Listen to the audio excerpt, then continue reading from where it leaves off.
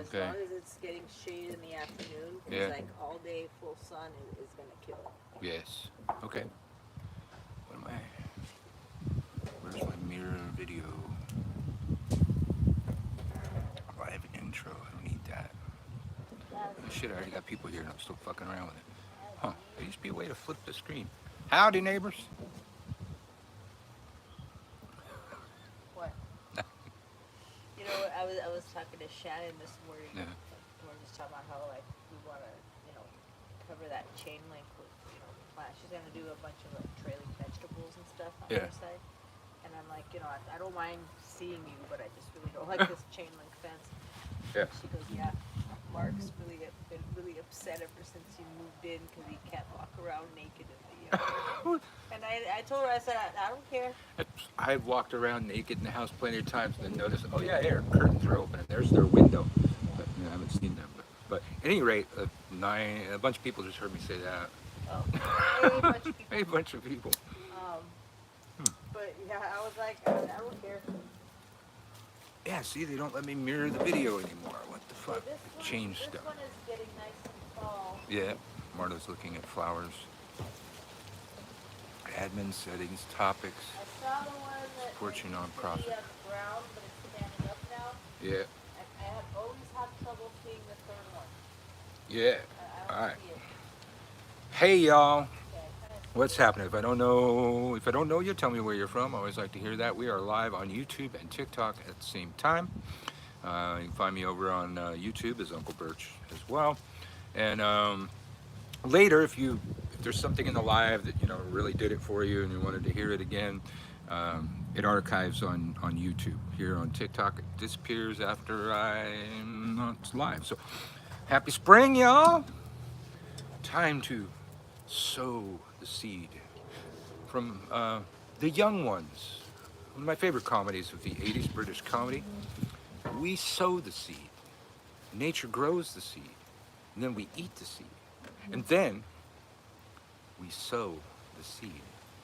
Nature grows the seed, and we eat the seed. And it goes on and on. If you watch The Young Ones, you're laughing. Sasha from California. I think that's still pronounced Sasha, like my kid, right? Switched over to here. 420 Witch, hello. Originally from Virginia, moved to Texas, now California. Oh wow, you're all over the place. Well, we are California natives living in New Orleans now for the last couple of years. Puerto Rican in Albuquerque. Okay. Right on. So, Unclebirch coming to you live on Unclebirch 3 on TikTok and Unclebirch on YouTube. If you're not following, please follow. You tap the screen a couple times to like it, and you can send me all kinds of little gifts. You send me all those little gifts, and I can turn them into money one day once I set up a new PayPal account for this email address. all the gifts I've been getting sent just sitting there. Well, typically on Ask Unclebirch, we talk about witchcraft. Be a little bit of that going on. People ask me about witchcraft. They pick my brain, as it were. Helps me keep my teaching muscles strong, and hopefully it's a community service. I teach witchcraft for a living. That's my job. So I'm teaching witchcraft all over the internet somewhere right now. So Unclebirch coming to you live from New Orleans. Let's see who's over here on YouTube. We got Germany. Hey. We got the 420 Witch was over there. Now she's over here. The Young Ones, Rick Mail. Yes, I love him. Loved him. What was it? Drop Dead Fred. He was great. He's actually the same character that he was in The Young Ones for Drop Dead Fred, but it was just fucking great. Daft Babe has a few questions. Okay, ask your questions. I'll be looking for it. Alex, how the hell are you? Now, the neighbors, he's doing a little bit of construction over there, but it's only usually like a couple seconds of that saw every so often. And he's too close for hot foot powder. So Dallas, Texas, how the hell are you? Oh my God, I love your shirt. This is an original. This was made by a high school friend of Marta's for the 2017 Women's March in Los Angeles, and she did not copyright the design so other people could use it. And now, shit's viral. Yeah, Everybody got it I everywhere. see But it. this I is an see it on original. people's profile Yeah, pages all the yeah. time, and I'm always like, my friend did that. So Joanna, I can't pronounce her name. Conjavad. Conjavad. She was at the time she was Tyra Banks' stylist on America's Got Talent, and Heidi Klum wore one in 2017 On on Twitter, her on her Twitter, page. Instagram, or one of those. Twitter. Was it Twitter? Okay. Yep. So I guess you could scroll back on her page and see that. Marta's over there. She doesn't like to come on camera for this one. This is not the State of Fucking Home show, but she tends to chime in anyways. I just was recording a class, and you can hear Marta in the background quite a bit. I forgot you were recording. Thanks for supporting us, Amazon women. All right. Okay, so somebody, yeah, especially with the abortion ban. Well, you know, this was right after Trump, you know, Trump's second year, so there have been plenty of things for women to have issues with. Chrissy Ward says, hey, Marta. Hey. Somebody said they have questions, so I'm looking out for your question over here. Hello from Key West. Hey, Key West, how the hell are you? My daughter has matching ones. Right on, right on. I'm going I have a pink one too, but I can't find it. Oh, you're going to Rick Mayall's memorial. God, he was great. He was great. Drop Dead Fred, great movie. Makes me cry to this day. Hey, can you talk a little about visualization aspect in spellcasting? Yes, I can. First thing was to try and visualize something you'd never seen before. I remember, I don't even remember what it was called, but they said, you know, can you visualize this thing? And we just basically visualized something that sounded like the word. But the key is to building up. It's like a muscle, like anything in magic or anything else. It's we're building up our witch muscles. So we want to visualize a thing for as long as we can. Time it, have a timer, have a stopwatch going. And as soon as like a stray thought gets in there and you lose your visualization, you go do it again. You try and go past however long it was that time. And then each time you want to increase it. Same thing with like meditation or anything else. We're building up a muscle, so we need to increase the resistance. And then you get good at that, and then you take away all your comforts. Go out, you know, visualize on the bus, visualize at a sports game, visualize in a concert. Do it where it's difficult to do it, where it's hard to concentrate, where you're not relaxed, where you're not in a quiet environment. You know, increase the resistance each time. Over here, what are my necklaces? Well, we got the pentacle. It is a pentacle if it is in physical space. A pentagram is drawn, typically in the air. So if it's a physical, whether it has a circle or not, does not make it a pentacle or a pentagram. It can be a pentacle with the circle around it or without the circle around it. The pentacle stands for earth, air, fire, and water, with spirit being the top point. And then the circle is symbolic of cycles that don't end. They continue around and around and around, like the earth, like the moon, etc. So the circle is a separate symbol added to the pentacle. Combined, they mean several different things. Then, of course, we got the Cimaruta here. In Italian, it means sprig of rue. It is an Italian witchcraft symbol, and they all are kind of different. Then we got the little good luck horn for Fortuna, and the key for Hecate. Okay, I described my necklaces. I'm drinking vodka, Russian vodka. Right on, right on. Okay, I didn't miss anything over there. Yes, do your visualization practice daily, meditation, whatever you're doing. Do it, you know, make it like a daily practice. Write something down until something is stuck in your head. That's a good one too.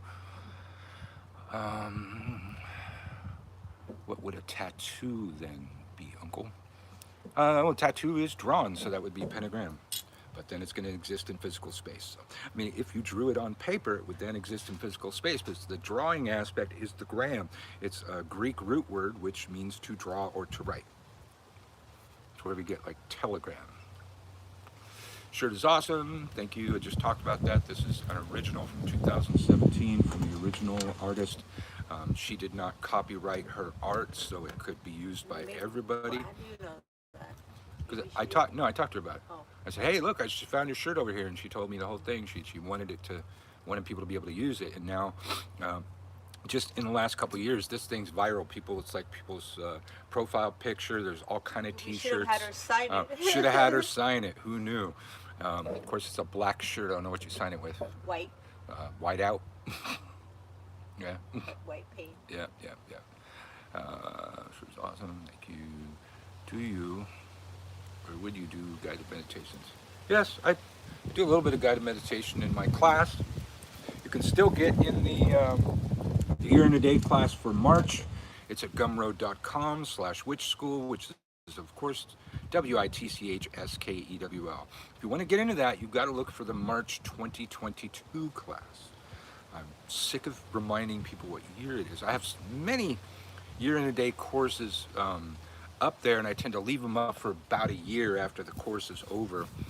There are some older ones that I do need to go up there and remove from the platform, but it does cause great confusion to people because they don't know what year they're in sometimes or what month they're in. But till the end of March, today's the equinox, so that means about 10 days left in March. You can still join the class.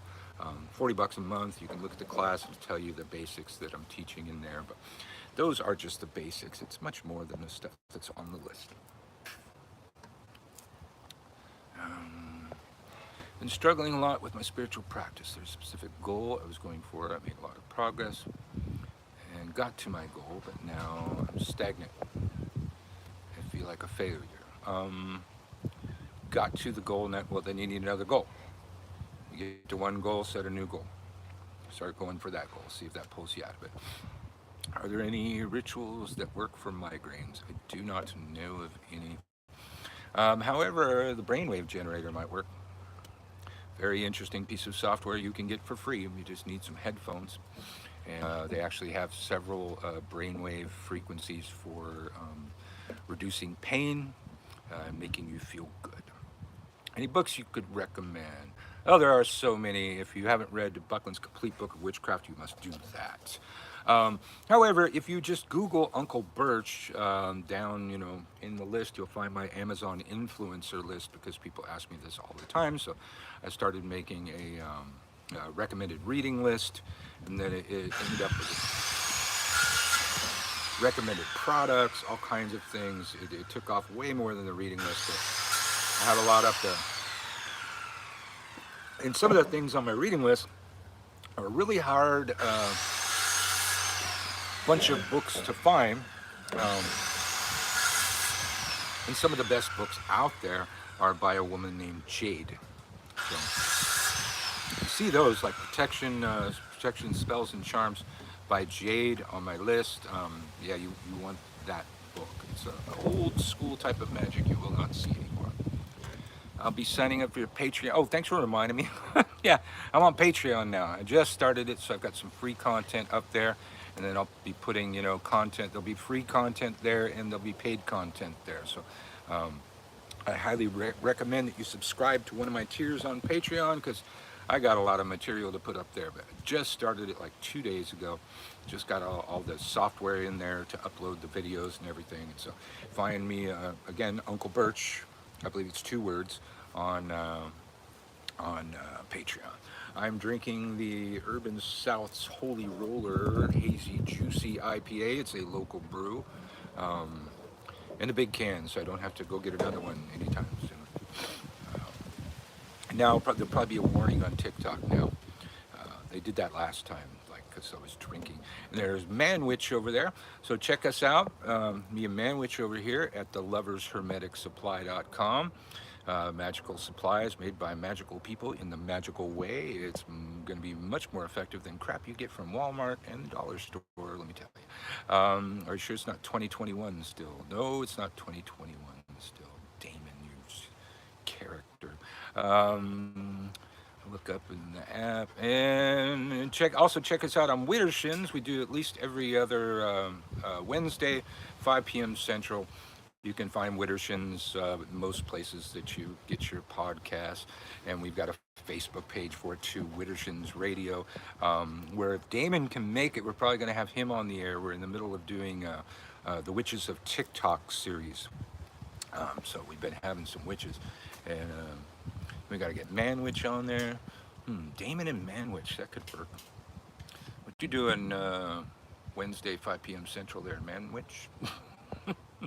Damon, I believe, was free. I like getting two of them up there. That witchy dude. Tell me Damon and Rachel were going? Couldn't get Rachel on. Time difference. Okay. Yeah. What up, witchy dude? And then that's witchy dude's definitely on my list there. So I'm doing it. Trying to have two guests on at a time, and not just witches. I want to get some root workers on there. I want to see if I can get Afro spiritual soon, but I'd like to have two of them on at a time. We did that last time with Zephyr Green and Raven Crow.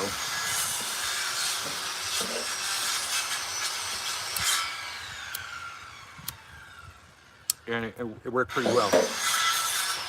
Conversation just kept flowing because they were talking back and forth. We were talking there. No, I'm not satanic. I do not believe in an entity known as Satan, unless we are referring to an egregore that is powered by the collective guilt of the world. I can make it next week. You mean this week? Because that would be this Wednesday, Damon. So if you can't make it, I'll see if Manwitch is free. Or that witchy dude. God, Manwitch and that witchy dude would be good to have on at the same time. So we can get that witchy dude on. Widdershins, if you like. If you like a bunch of old school punk rock and hardcore hip hop and talk about witchcraft and magic and shit, you'll learn. Widdershins. Let's see. Anything happening near you for MMIW? I don't know what that is. I'm sure I'm gonna feel silly when you tell me what it is. But yeah, what's MMIW? It's impossible for people to just disappear, leaving a pile of clothes. Good Lord, you did that. I doubt that that's possible. Nobody got raptured all the times that they were supposed to get raptured. Okay, this week, all right, so we're going to have Damon Fain on, and we'll see if we can get either Manwitch or Witchy Dude, but we'll figure it out, see who's doing what.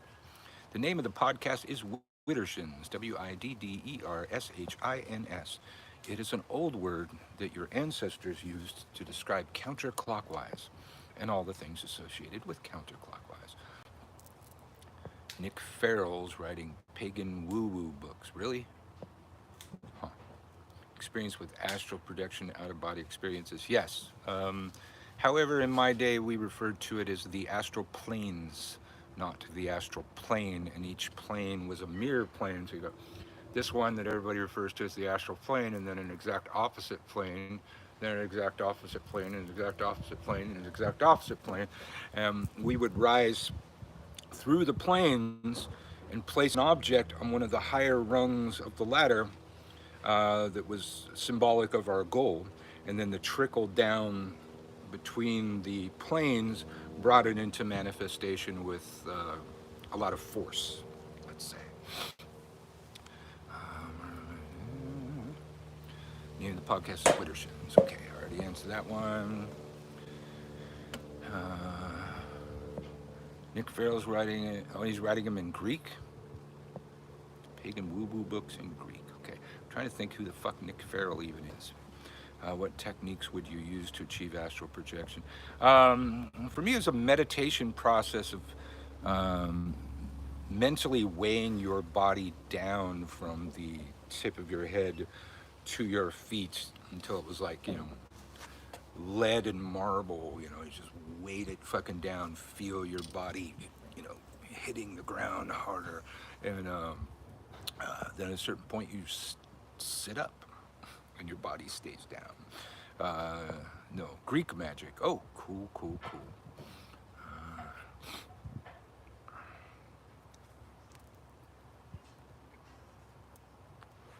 Okay. So if you're if you're not following, follow. I think everybody here on YouTube is a subscriber. You probably wouldn't even know. Um, on TikTok, go over there and follow. Click on the screen to send me likes. The more likes we get, the more people we get over here. Apparently, there's a bunch of new stuff in the TikTok going live that I'll have to look into. A live intro. Maybe I'll do that. I could hear my voice. I don't know why I'd want to do that. Would probably be feedback. And yes, I'm on Instagram. So let's see. I'm on Instagram as Unclebirch_witch. YouTube, Unclebirch. I've been on YouTube longer than pretty much anybody teaching magic. I'm on Twitch now. That's Unclebirch. I think it's just Unclebirch. And now Patreon. That's Unclebirch. I'm just starting the Patreon thing, figuring out how to do that. And then there's more stuff that I'm not even going to tell you about right now. But a lot of irons in the fire. MIW, murdered and missing Indigenous woman. Okay. So what was the original thing? Is there anything happening near you for missing? I don't know of anything around here. We're coming to you live from New Orleans. I mean, like right now, today the Mardi Gras Indians are out. That's an interesting thing. Super Sunday today. And they have dance battles with each other, ritual dance battles. Very elaborate costumes. Very elaborate costumes. What are daily esoteric practices you recommend we incorporate into our daily routines? And I'm on, Heather, I'm on Gumroad. Gumroad.com/witchschool, WITCHSKEWL. I just put up a new Magical Warfare, The Art of Deception. I just started my March Year in a Day course, and people can still join that. And it's up there. So you look for the March 2022 Witch School course. It's a year in a day, $40 a month for a year. So I would recommend a morning meditation practice and a nightly wording practice. Have your wards up, have your shields up. And nightly also, I recommend making a sigil to contact your spirit guides and putting it under your pillow so they'll come to you in your sleep, which they tend to do, especially once you start formally studying witchcraft. They step up their game. Ooh, thanks for the likes. Okay, Gumroad, just making sure. Yeah, I thought you knew, Heather, but yeah, I've been on Gumroad for quite a while. My friend Frederick Xavier turned me on to that. And we are working on, we're in the middle of doing the Witches of TikTok now on our podcast right now, but I also got, I got Frederick Xavier waiting in the wings. We have to, his time schedule is a little bit different, so we have to pre-record the broadcast, but I don't think anybody's gotten Frederick Xavier on any podcast ever.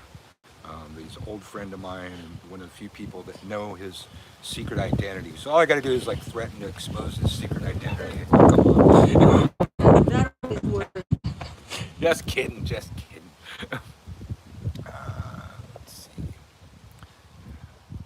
Didn't know you had the witch school over there. Yes, WITCHSKEWL, gumroad.com/witch school. Have you ever met deceased people on the Astral? Yes. Also found a missing cat of mine. And when we found the missing cat on the Astral plane, I thought for sure it was it was dead. It was a very witchy cat. It turned out it was astral projecting to try and find me. And that worked. Yeah, don't forget to ward when you sleep, man. I get over there on YouTube. I've got psychic self-defense shields up, where it becomes a habitual thing, where I only have to just say shields up right before I fall asleep.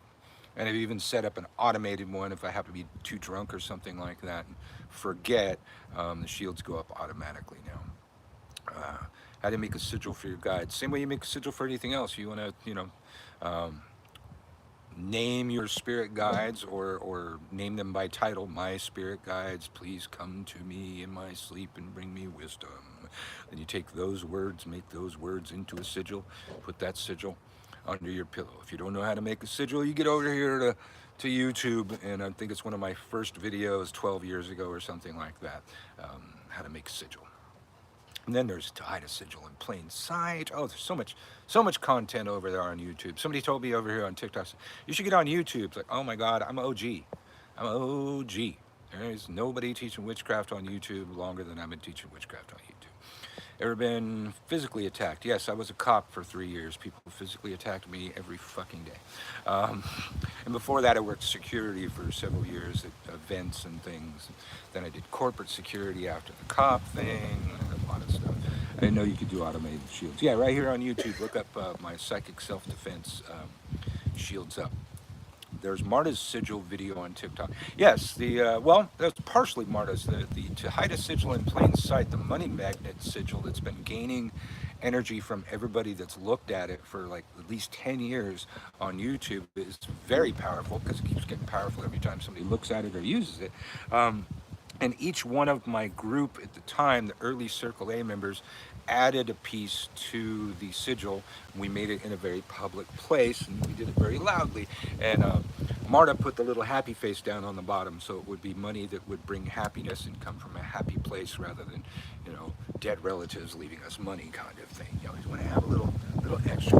No, Marta doesn't have a channel. But you can see Marta's early, way before she was a camera whore. She was on Adventures in Plant Matter on my YouTube channel. It was a herb identification video, and it was really fucking funny, really entertaining. And back then, we should have seen that Marta's a fucking clown. She's a character. Oh, the Corrals have to be. You can't be in a family if you're not a character. And you gotta look good on video. Let's go now, Unclebirch. All right, 420 Witch, good to see you. There is no black, that is true.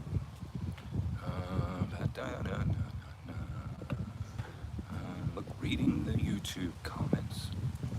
I have trouble sleeping because the energy in my room is so high. Am I crazy or is this common? It is rather common. I find that most times that people have a hard time sleeping, it's because of the internal dialogue going on in their heads. I like audiobooks for that.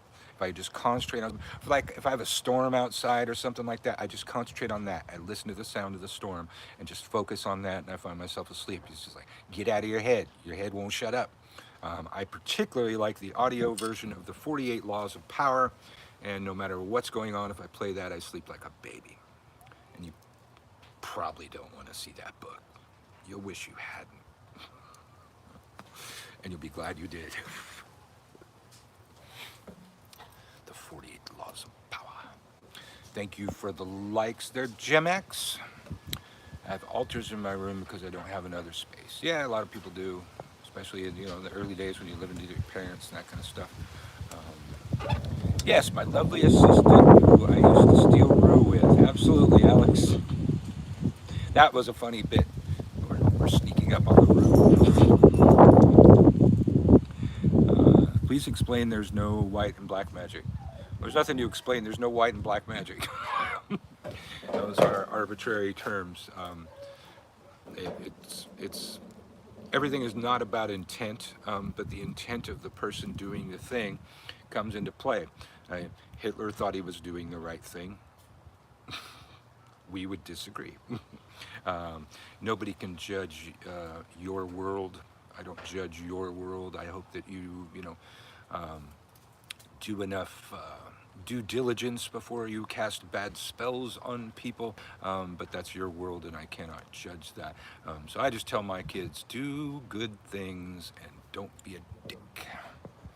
I ran out of a Discord server for this occult YouTuber on here because I have had a dissenting opinion. They say love magic is coercive, and say almost all magic is. Absolutely almost all magic is. Yes, I do practice hoodoo. Like I was saying on my reading list over there on Amazon, if you search Unclebirch, you find my Amazon influencer list, and I found the books that my teacher wrote, my witch mother. and her pen name was Jade. And if you pick up one of those books and you know your magic, you will see that I was brought up with a hybrid hoodoo. It was hoodoo and witchcraft and ceremonial magic all mixed together in a blender, and it worked pretty well. So that's kind of why I get a little cocky when these kids that are younger than my sperm tell me that I can't practice hoodoo.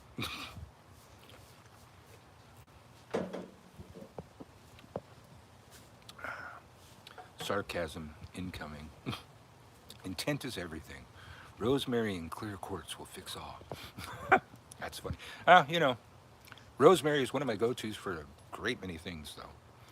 It'll cleanse, it'll purify. You can even use it for money magic, and it helps your memory.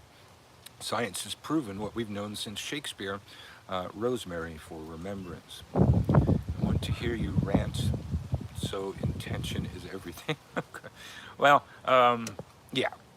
A lot of people say that. That tends to be a thing that comes up on TikTok. Funny thing, when you're a social media witch and you're all over these different platforms, you find out that certain things only exist in certain places. So that one I have seen on some of the baby witch sites on Facebook, but mostly over here on TikTok. Over here on TikTok is the only place on any social media that I ever ran into the concept that hoodoo is a closed practice, and even that it's an ATR, which is neither one of those things. That doesn't tend to exist, or didn't tend to exist anywhere else, but then TikTok spread its vile disinformation into other platforms, so I do see that coming up. I just got done buying some fresh notebooks for witch school. Found the rest of those nasty banishing spell remnants. I'm happy, young witch. Thanks for that advice a while ago. Right on. So, mild jitney hex, you're in my class. All right, very good. Or you're getting into my class. One of those. I have a Gnostic worldview, i.e. God of the O2 Quran is the highest God and still work with angels. Do you think this is okay? To an extent. We tend to, the general pagan view is that there was one God, but the gods and goddesses are pieces of that God, legs, if you will, extensions of smaller pieces of that larger power. So in reality, witches and pagans always believed in one God, but there's, different interpretations of that God. The Quran, the Bible, the Torah, all written from the same sources, and really, if you read all three of them, you're going to find out they're the same fucking religion, varying on certain points, whether we're talking about Muhammad or Jesus or the Jews' Messiah never showed up. But other than that, it's the same book that disagrees on slight, small things. However, all of those books were written at a time when humans did not say things directly. Metaphor was the common language in all spiritual writings of the time. So you would never come out and say the sky is blue. You would say the sky is like unto the ocean. So every person and most things in the Bible, the Quran, the Torah, were symbolic of other things. The majority of the characters in the Abrahamic religions were planets and stars. Put back into that context, you get a very different bunch of books, like just a couple of them. The three wise men were the three stars in Orion's belt. They line up between the legs of the constellation Virgo, which translates in the old tongue to virgin. They get in between the legs of Virgo. That tells us that the winter solstice is coming within days.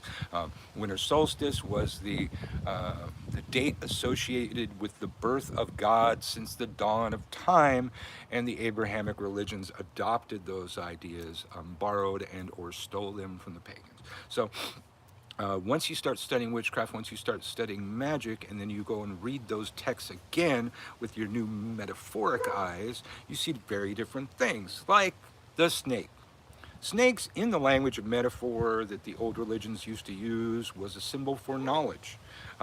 That's why everybody says, St. Patrick was there to drive the knowledge from Ireland. There's a lot of debate whether a lot of that was true, but That was the idea. The Catholics were there to drive the knowledge out of there. That's why the Romans came to take on the Druids, to drive the knowledge out of there, to drive away the snakes. That is the reason the snake is around the tree of knowledge in the Garden of Eden, heralding that old language. So we learn a lot of that old language when we're studying witchcraft. We learn the language of symbols, subconscious symbols. And if you go back and you read the Bible, the Quran, the Torah, you're going to find a very different book than you thought you were reading all of those years. And it's going to say something very different, like Lucifer. Lucifer was the morning star. At the time, they thought it was a star. Turns out it was a planet. It was Venus. And falling in the old tongue was retrograde. So Venus once upon a time went retrograde. And then there was a meteor storm, about 72 meteors. This would be the 72 fallen angels. So the Bible's telling us a time when a thing happened that we, with our astronomical knowledge, can now look up. We can use a computer to find out when in that ancient biblical time did Venus go retrograde in conjunction with a meteor shower. Those are all documented, so we can still find them. You're Lucifer. Okay, cool. The Emerald Tablets. Yeah, Emerald Tablets, Hermetics. Yes, yes. And Hermes comes out of Egypt. All magic, science, and medicine come from Hermes. Howdy, neighbor. Not boring you over there, am I? As above, so below. Yes, yes, yes, yes. As the beginning of Hermetics. I'm determined to get you 1 million without getting crap. Oh, is that you that keeps liking over here? Well, thank you. Yeah, give me 1 million likes. We're at 3.5K right now. So, maybe, give one thumb a rest and tap the screen with the other thumb for a while. Thank you very much for the likes. Yeah, give me likes over here on TikTok. Follow me if you're not following. I think if you see me on YouTube, you're probably already subscribed. If I'm wrong, please subscribe. I'm in the midst of an algorithm boost. It happens. There's times when you're shadow banned on TikTok, and then there's times when you just get a buttload of subscribers all of a sudden, or followers all of a sudden. And I'm in that buttload phase right now. There was like a couple hundred overnight. I don't know what causes that, but follow me some more. Marta causes that? No. Well, then step it up. Oh, you're raising your hand? Yeah. Oh, I don't want to interrupt you. You in the back? The cute one. Do we have the makings for a beverage today? I believe we do. Okay. Or are you just asking out of curiosity? Yeah. Uh-huh. Well, I don't want to interrupt you. Well, you're going to say that, when you have time, which that means she wants it now. We argue about it all the time, but she admitted that that's what it means when chicks say that a long time ago. So, Trisha has given up wearing black salt. Really, really. Okay, so y'all stand by. Look at the pretty trees and stuff, and they're all spring splendor. Yeah, well, look at our bleeding heart. And look at our bleeding heart, and I will go fix the lady a beverage and return. How are those leaves? Do I have time to answer a bunch of questions right now? I'm going to get you a beverage. That's what you're for. You're supposed to answer all questions. No. Yes. No.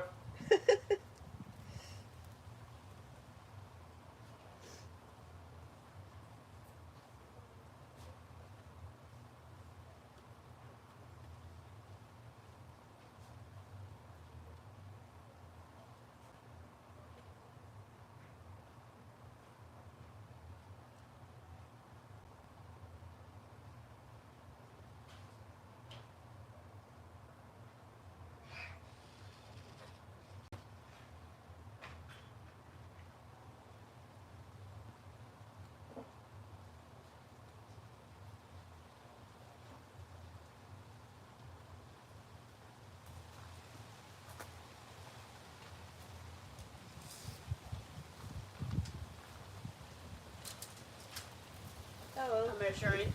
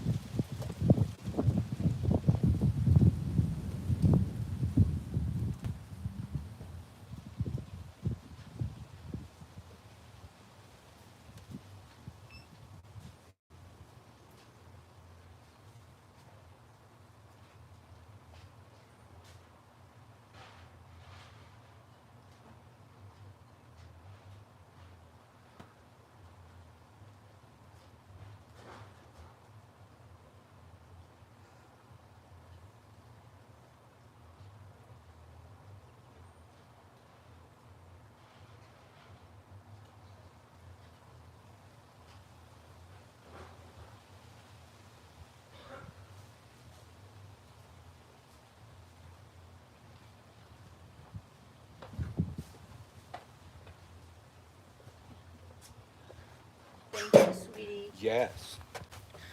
So as I was departing, Marta said this thing that she knows better. I'm supposed to answer all questions. No, that's not how it works in witchcraft when you're teaching. Um, Wisdom cannot be given. It's the search for knowledge that brings wisdom. So if you become one of my students, or if you are one of my students and you haven't ran into this, if I find that you're relying too much on the teacher, I will lead you halfway down a path and then disappear. And you'll have to figure your way up. I'll lead you halfway up a ladder and kick it out from under you. I make people search for their own stuff. I'll give you half the answer. Hey, Mojo! Stop it. Knock it off. Don't make me use the hypersonic thing because I don't want to freak out their ducks. Over here.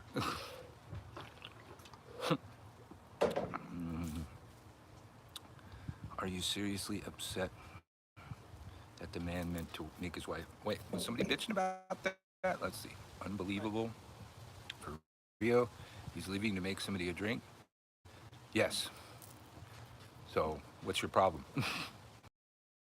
Huh? And shut the fuck up. Let's see. Jupiter in astrology is a benign god, patron of scholar, gurus, generosity. But when you see its Greek counterpart, Zeus, it's a totally different picture, an angry god. Yeah, it varies. I take a different view of planetary magic. In addition to the traditional associations that magicians have had with the planets, I also like to look at what the planet does in our solar system. So I use Jupiter for shielding. Jupiter's our best friend. This planet would have been destroyed billions of times if it wasn't for Jupiter up there, so large, sucking everything towards it with its fucking gravity. In my lifetime, I saw a comet slam into Jupiter. There's new spots on the face of Jupiter ever since that happened. I believe about 7 of them. You got the same shirt? Right on. This is an original. Okay, this is by the original artist from the 2017 Women's March in Los Angeles. She specifically did not patent the design so that people would keep using it, and it's come back. It's fucking everywhere now. Jupiter's your ruling planet. Oh, 420 Witch, you're back. Or did you not leave? You said you were leaving. Okay. Makes pulse decisions, not judging Zeus, but I want to understand the difference. Yeah, I'm not really, never really leaned towards the Greek pantheon. A bit of Roman, sure, but not so much Greek. Attitude Caffeinated sending me likes. Look at all these likes. Okay, people are up to 4.4 thousand likes. Somebody was trying to get me 1 million, right? You better step it up. Thank you for the 4.4 thousand likes, however. Unclebirch coming to you live from New Orleans, where it's a beautiful day in the neighborhood. I thought today was Monday, so I don't have to go. Well, it might have something to do with your name there, 420 Witch. But isn't that great? You thought it was Monday and now it's Sunday. It's like, fuck. Party, man. Celebrate that shit. Like a new lease on life. Mm-hmm. Woo! This Woo. is strong. Is it? Yep. Well, it'll get weaker. A lot of ice in there. As I take sip more, I won't notice it. So yeah. Yeah, there's that too. But the ice. Thank you for the likes. Yep, keep going. Oh, you're up to 4.9 thousand likes, man. Wow, that went up fast. Somebody's really working their fingers. 420 Witch is going crazy. Attitude Caffeinated is going crazy over here for likes. Thank you, thank you, thank you. Doesn't look like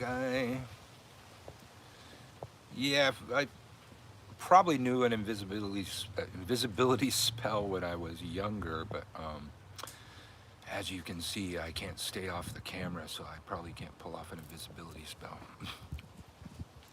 I'm trying, but just so you know, I think you're the best. Oh, thank you, thank you.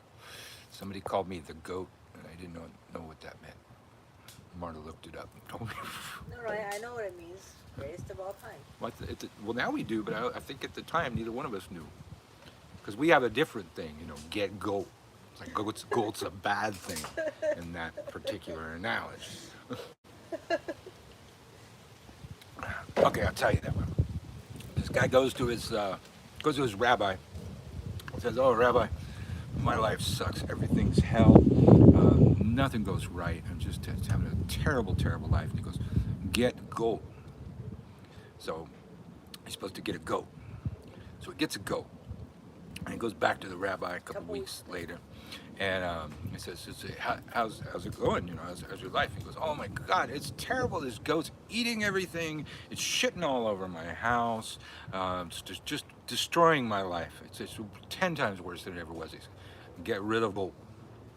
So he gets rid of the goat. A couple weeks later, comes back to the rabbi. Rabbi says, "You know, how was life?" He goes, "Oh my God, everything is so great. My life is fucking wonderful." Get rid of goat. So whenever we don't like somebody, we refer to them as goat. The goat. Jade's protection book has an invisibility spell, doesn't it? Yes, that was the one I knew when I was a kid. Thank you. I knew it was in there. I've never forgotten anything with regard to witchcraft or magic. I have a long-term memory. However, remembering where I got that, that's kind of a problem. That has, you know, one of the things that kept me, you know, has held me back from writing a book all these years. Like, I don't know where half the shit comes out, and some of it just, I came up with it, and I don't even know the difference between what I came up with and what I picked up along the way. I can't. The bibliography would be weird. The Rose Cross rituals kind of can make you disappear. Yeah, I think so. There are specific vibrations for each type of stone, and that can be monitored, but with machines. So science has disproven that gems don't have energy. Back in my day, they used crystals to power watches. They used crystals to change the frequency in radios.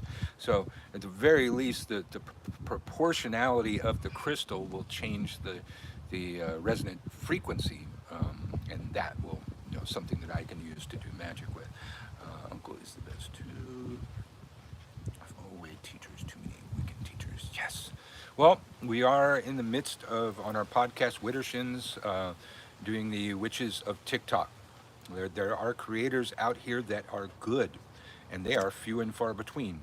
And I think I know all of them, and I want to feature them elsewhere on places where people don't know about it. You know, hopefully, maybe, you know, boost their likes on TikTok too. And they all have, you know, everybody's got like stores and psychic readings that they do. I want everybody to be able to advertise their stuff. So Unclebirch coming to you live from New Orleans. We're live on YouTube at Unclebirch, and we're live on TikTok at 6.9 thousand likes. I hope your fingers aren't getting tired, because we're still a ways off from 1 million. And keep it up.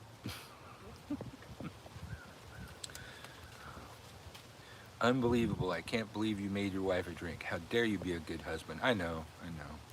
It's really harming my reputation. She's so fucking demanding, too.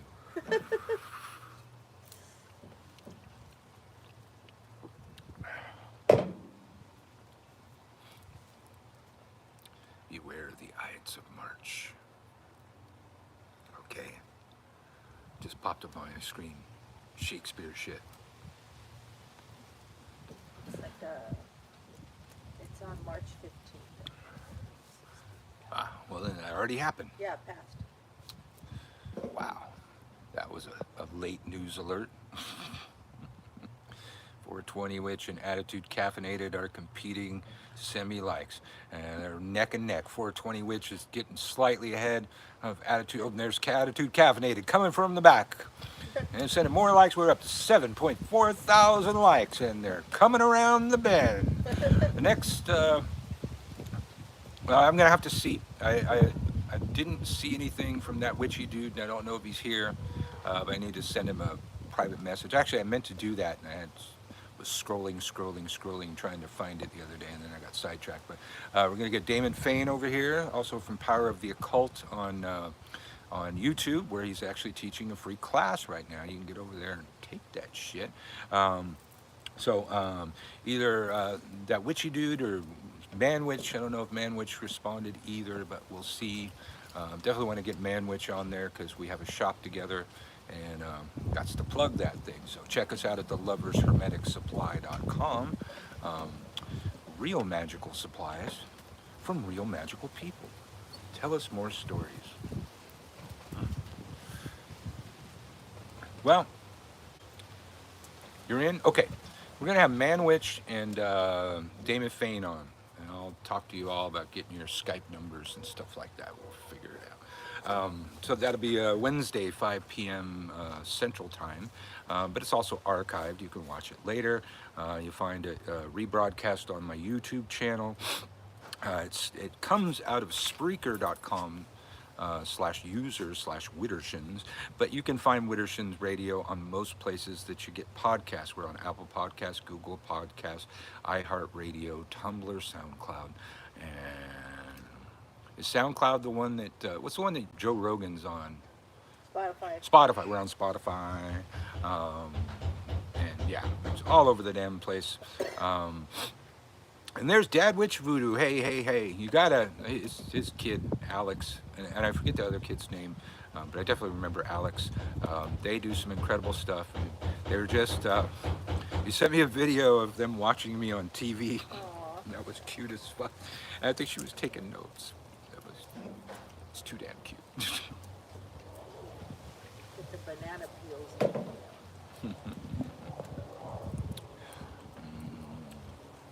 Oh yeah, you want more stories? Okay. This one I don't believe I've told too many times. So, my dad was good for small pieces of wisdom, and not much else. As a father, I'm a father of two, and I know what it takes to make a good father. And no, bad father. He was a bad father. Anyway, he was wearing shorts one time, and he had this diamond-shaped scar on his thigh. I said, "Hey, Dad, what's that scar from?" He goes, and my dad was a cryptic motherfucker. Or I say the past tense, even though he hasn't passed away yet, but that's just kind of our relationship, I guess. Anyway, he said, "Well, that son's where I learned a very valuable lesson."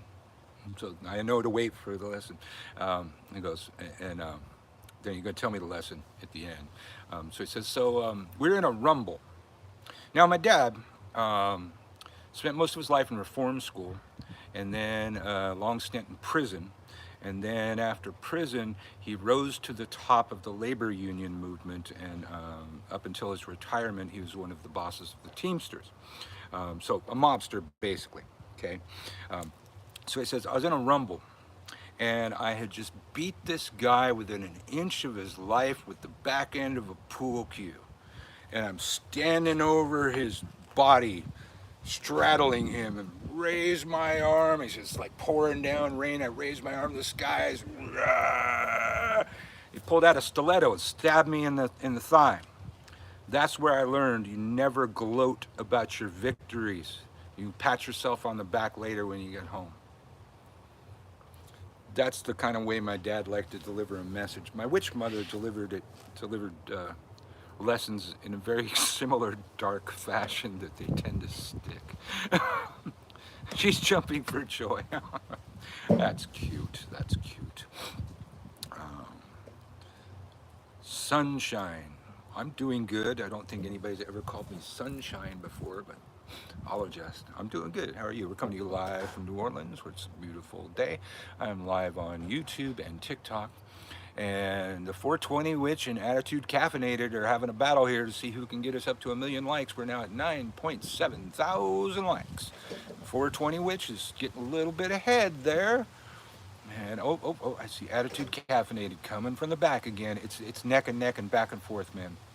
Oh, and now Dragon Lady sends likes. Dizzy Up. Oh, Dizzy Up's out of the gate now, sending likes.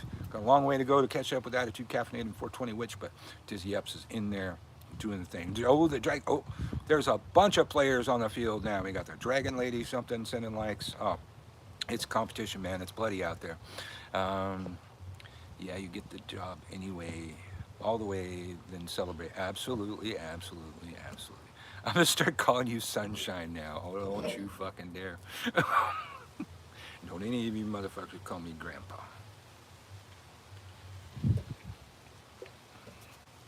Uncle bad enough. Hello, Erica. Where are you from? Over here on YouTube, I always like to hear where people are from when they jump in here.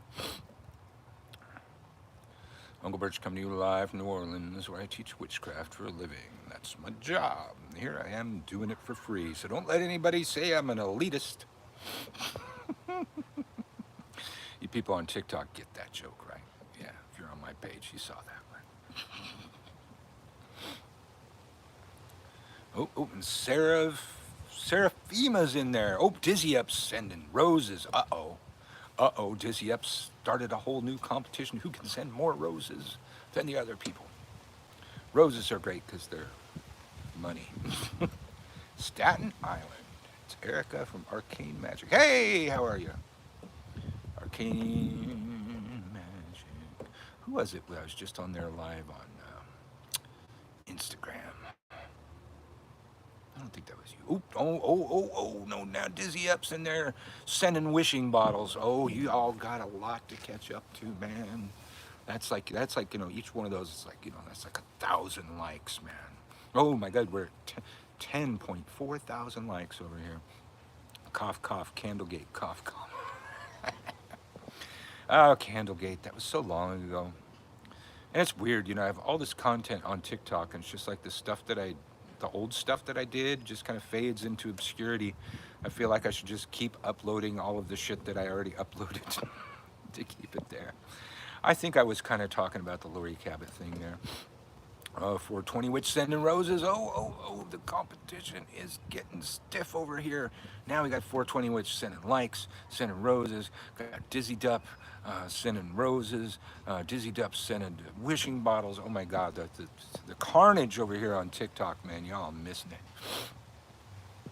Oh, Attitude Caffeinated's getting into the rose game. 10, 12, 13, 14, 15, 16, 17, 18, 19, 20, 21, 22, 23. Oh my God, there's dozens of roses.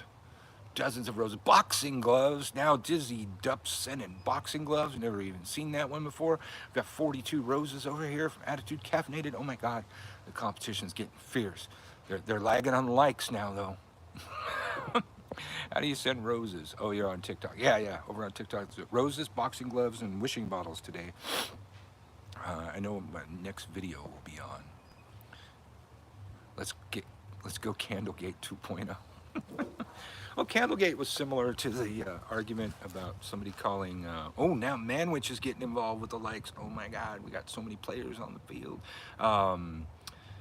Yeah, somebody was calling Lori Cabot, or people that could take Lori Cabot's class for $500 elitists for being able to afford it.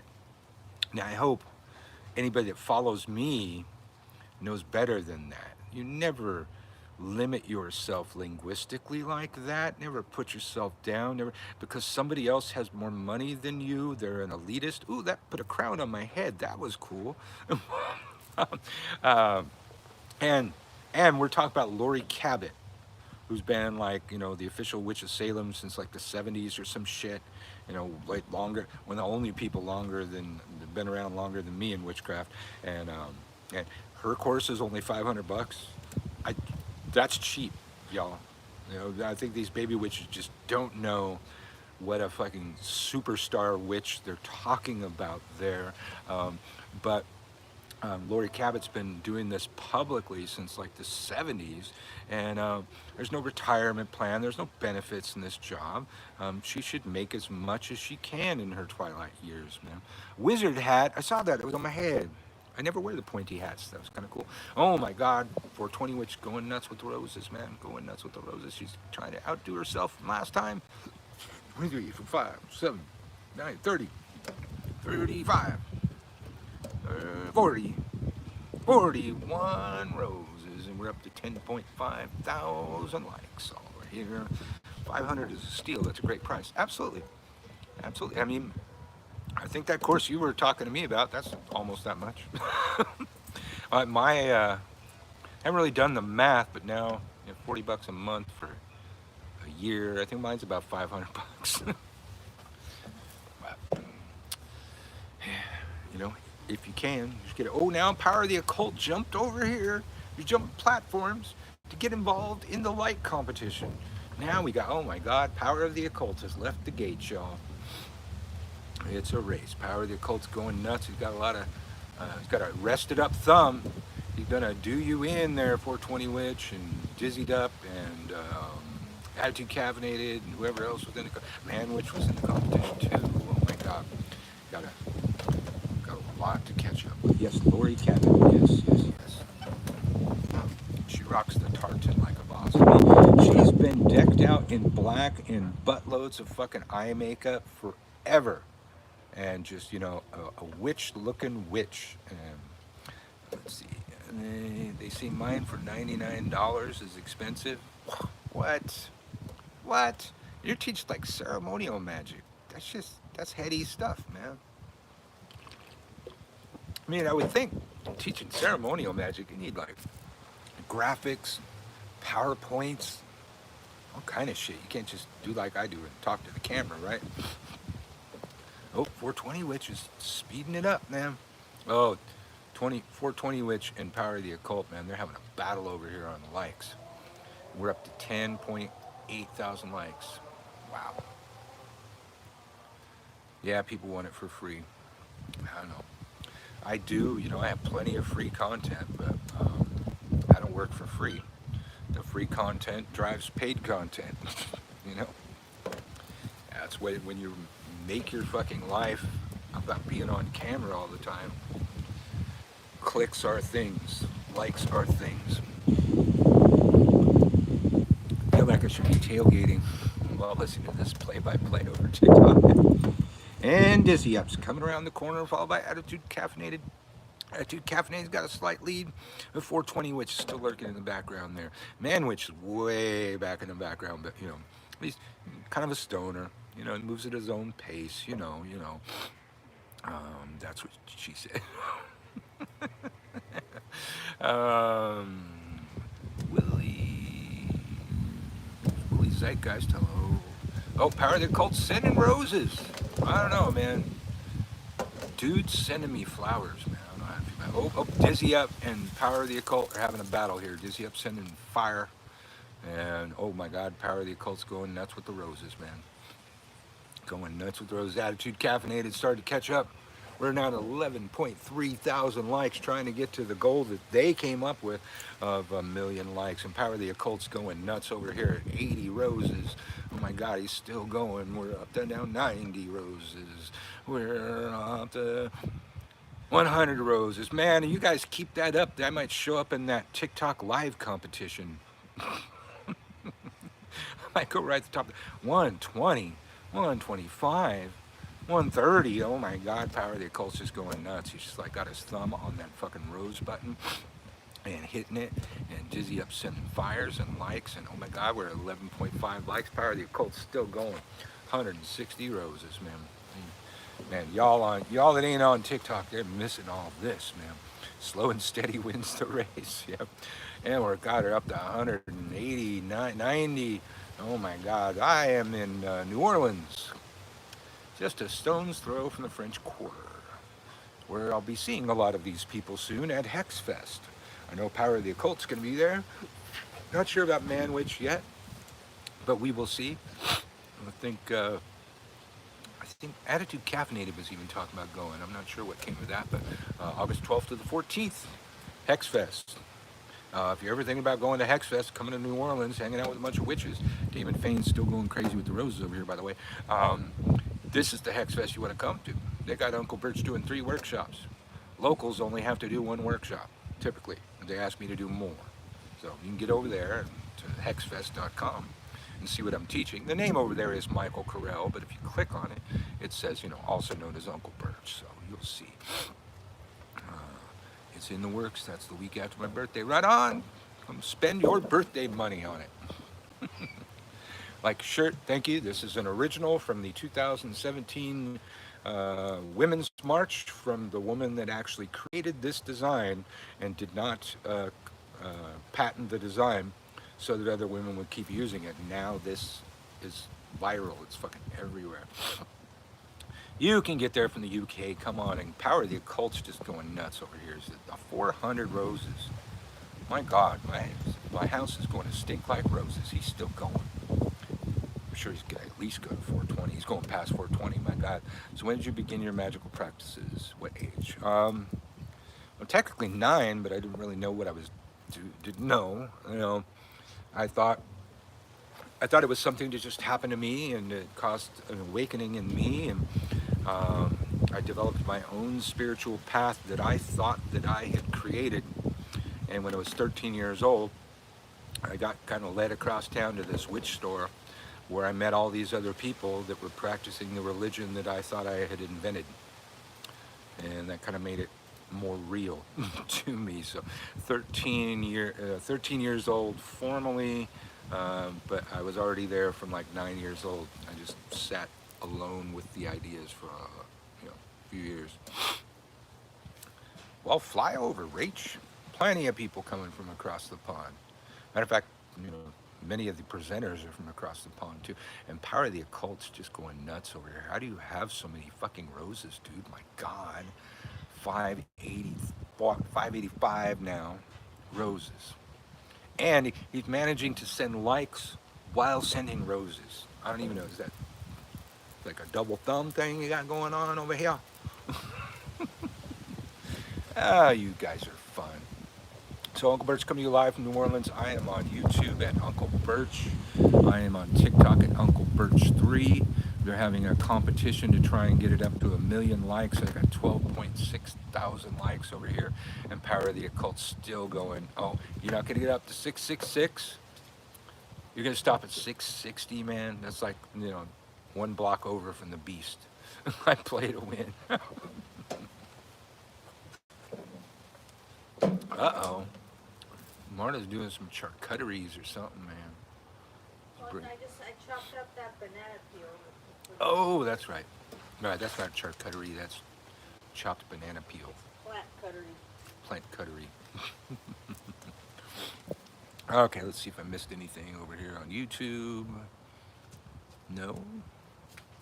Nope. All right, good. Yeah, we typically, we spend most of our time talking about witchcraft. People ask me questions. I have seen kids at Hex Fest. I mean, New Orleans isn't the most, child-friendly place. Like, you can't. We used to bring our kid into bars. He used to sit at the bar stool when he was like, 4 years old, 5 years old, that kind of thing. But here in New Orleans, all of the bars have gambling machines in them, so kids just can't go into most of them. If it's like a bar restaurant, you usually can. But yeah, I've seen plenty of kids at Hex Fest. Probably using copy and paste. I don't know, but Power of the Occult sent me 660 fucking roses, and now he's sending me balloons. He sent me a hot air balloon. Oh, and he's back with the roses. He has passed 666 now. How are you fucking doing? He's sending me 2 different batches at the same time. I don't even know how you do that. We can find a recipe for blood ink. We can't find a recipe for the blood ink I asked last time. Really? Charm Spells and Formularies by Ray Malborough. I think it's Charm Spells and Formulas. Oh, Charm Spells and Formulas. I'm pretty sure they have the ink recipe there.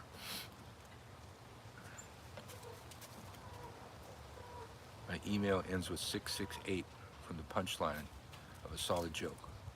I may not be the beast, but we are neighbors. Yes, neighbor of the beast. I think that used to be on a bumper sticker too. I think it was 665, neighbor of the beast.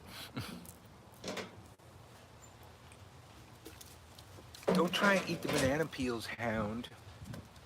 Hound. This hound has all of the things that I find the least charming in human beings. He is clingy, needy, and jealous. And somehow I still find that cute. Women would get that way back in the day when I was polyamorous. It's like, oh, no. Alice, can't wait to go to New Orleans. She called it Magic City. Oh my God, I gotta see Alex. You guys think about Hex Fest? You're using that money magnet sigil I told you about, right? Yeah, yeah. Do that, and you'll be coming to Hex Fest, I bet you. Iron Maiden started in Stratford, London, around 10 minutes drive from me. Oh, cool. I love me some Iron Maiden. Trooper. Oh my God, Trooper's probably one of my favorite songs.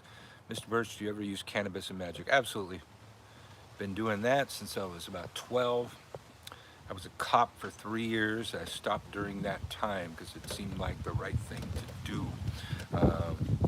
Started up shortly after I retired.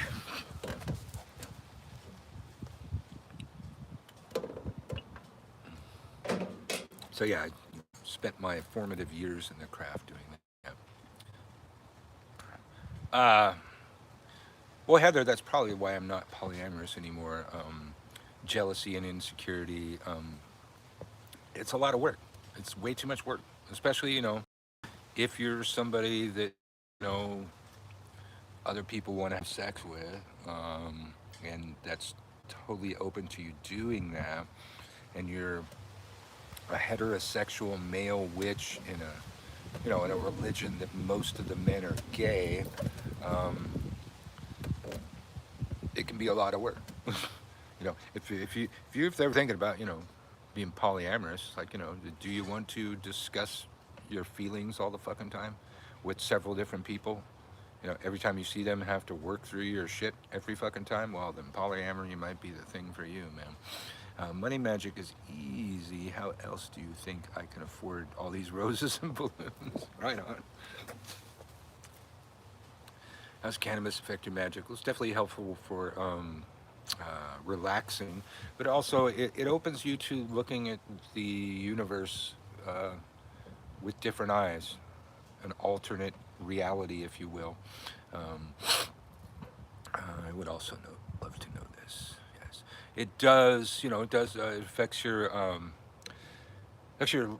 short-term memory. So I often say to people, if you are if you do that, um, after you do a spell, the third key of magic is probably one of the most important of the keys of magic and the hardest to do. To forget about it. Forget about the spell that you just did all that work for. I recommend to those people a post-ritual bong hit. Take that short-term memory loss and make it your bitch. Use it the way for something you need. It can be a tool. Even TV is good for that. Just like got this mind-numbing qualities. Like, do your spell, go fucking watch TV. Don't watch something magic related. Go watch a fucking King of Queens or something, man. Magic related? Yeah. King Pants of are getting Queens? tight. How is that King of Queens magic related? I said watch something that's not magic. I magic thought you related. said that is magic related. Well, you thought wrong, woman. I need you to try a little harder.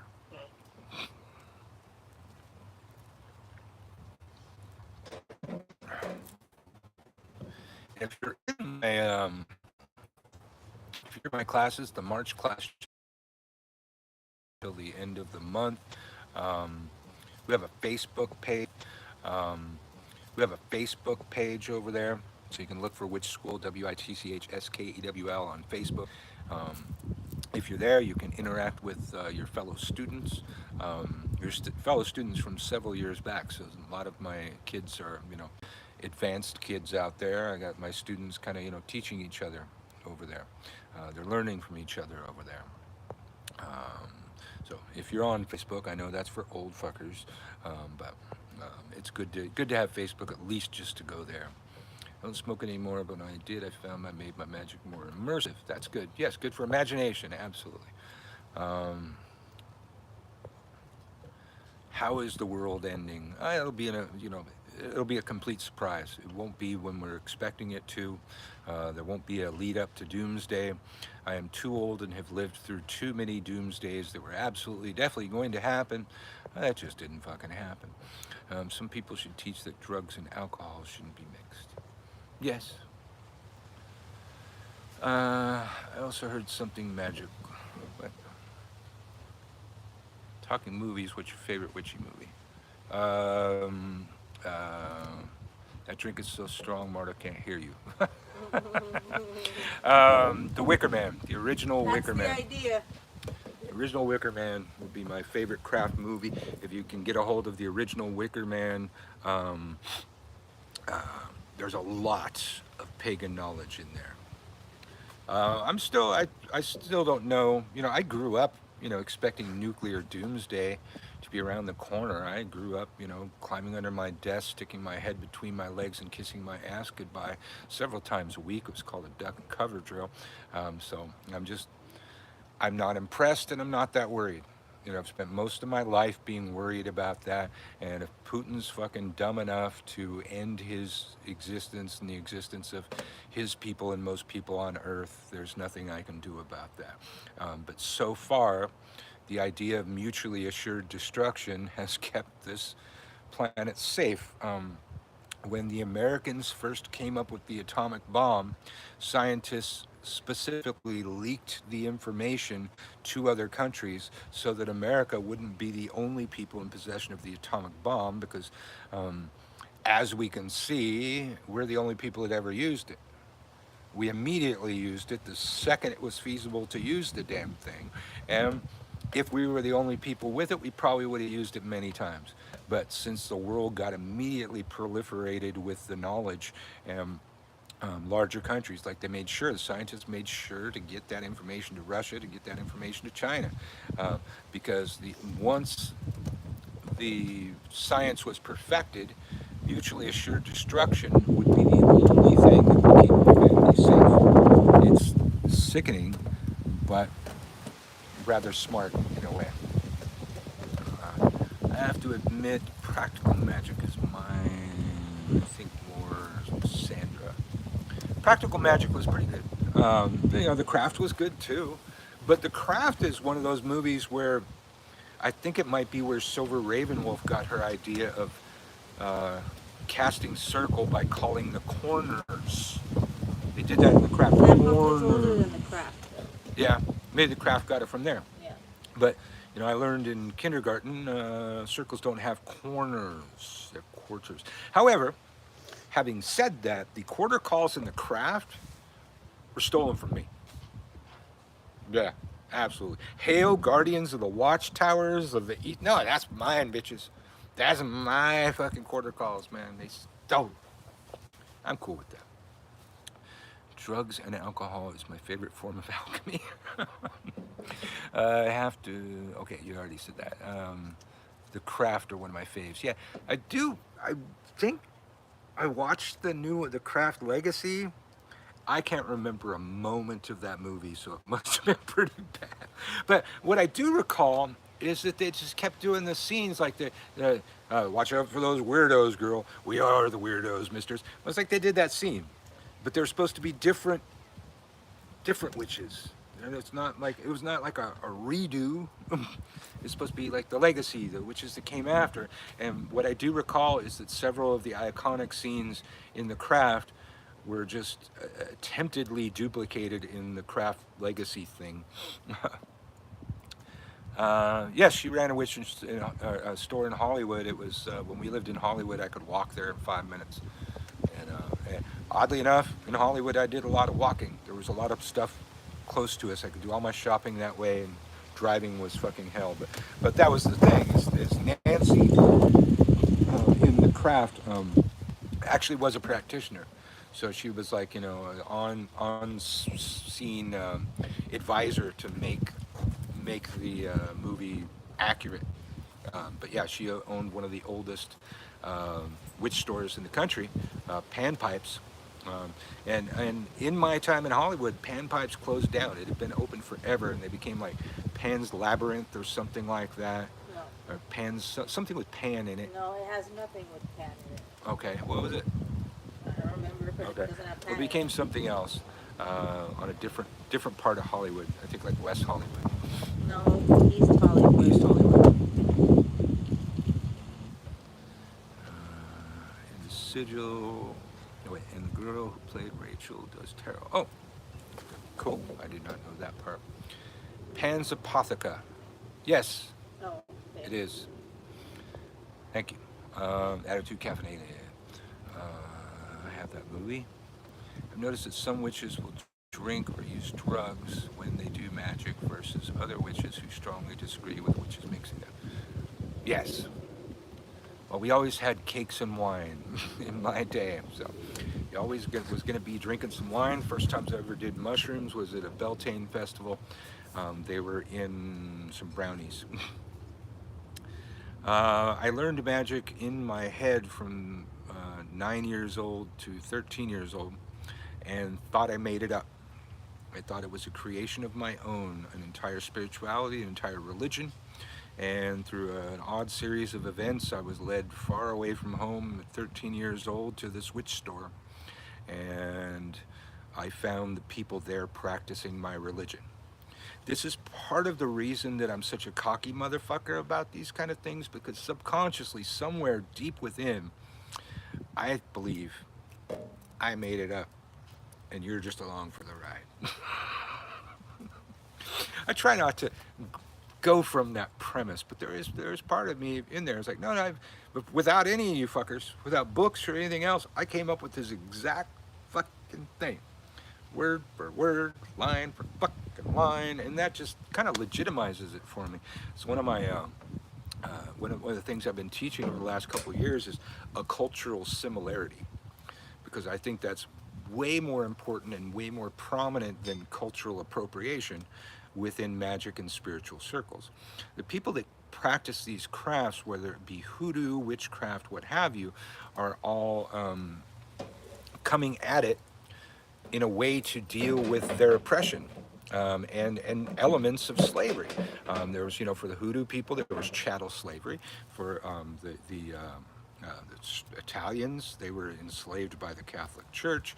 A lot of the people here in America were indentured servants and other, higher level slaves. But we were all, whether you're a peasant, a serf, you were all here enslaved in one way or another.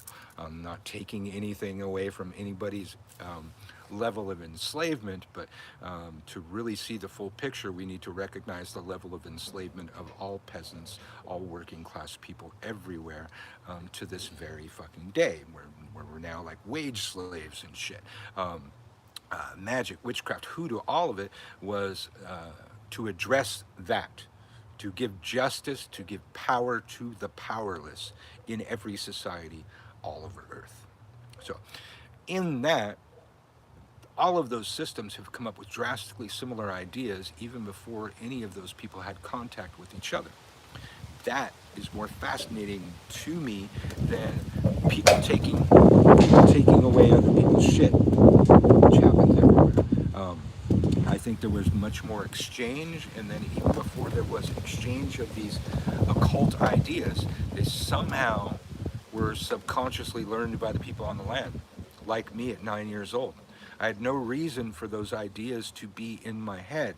I had nobody around me giving me these ideas. I had Catholic parents who learned really quickly to shut the fuck up about these ideas. But I came up with all of this on my own, and then I come out and find out, for thousands and thousands and thousands of years, other people came up with those same damn ideas. And I just kind of wondered, did it happen like it happened to me? Did it just like pop into their head one fucking day and change their whole fucking world? I don't know, but the amount of similar ideas in magic, spirituality, these kind of things that permeate the planet is fucking fascinating to me, and it actually legitimizes it more than it delegitimizes anybody's particular form of magic.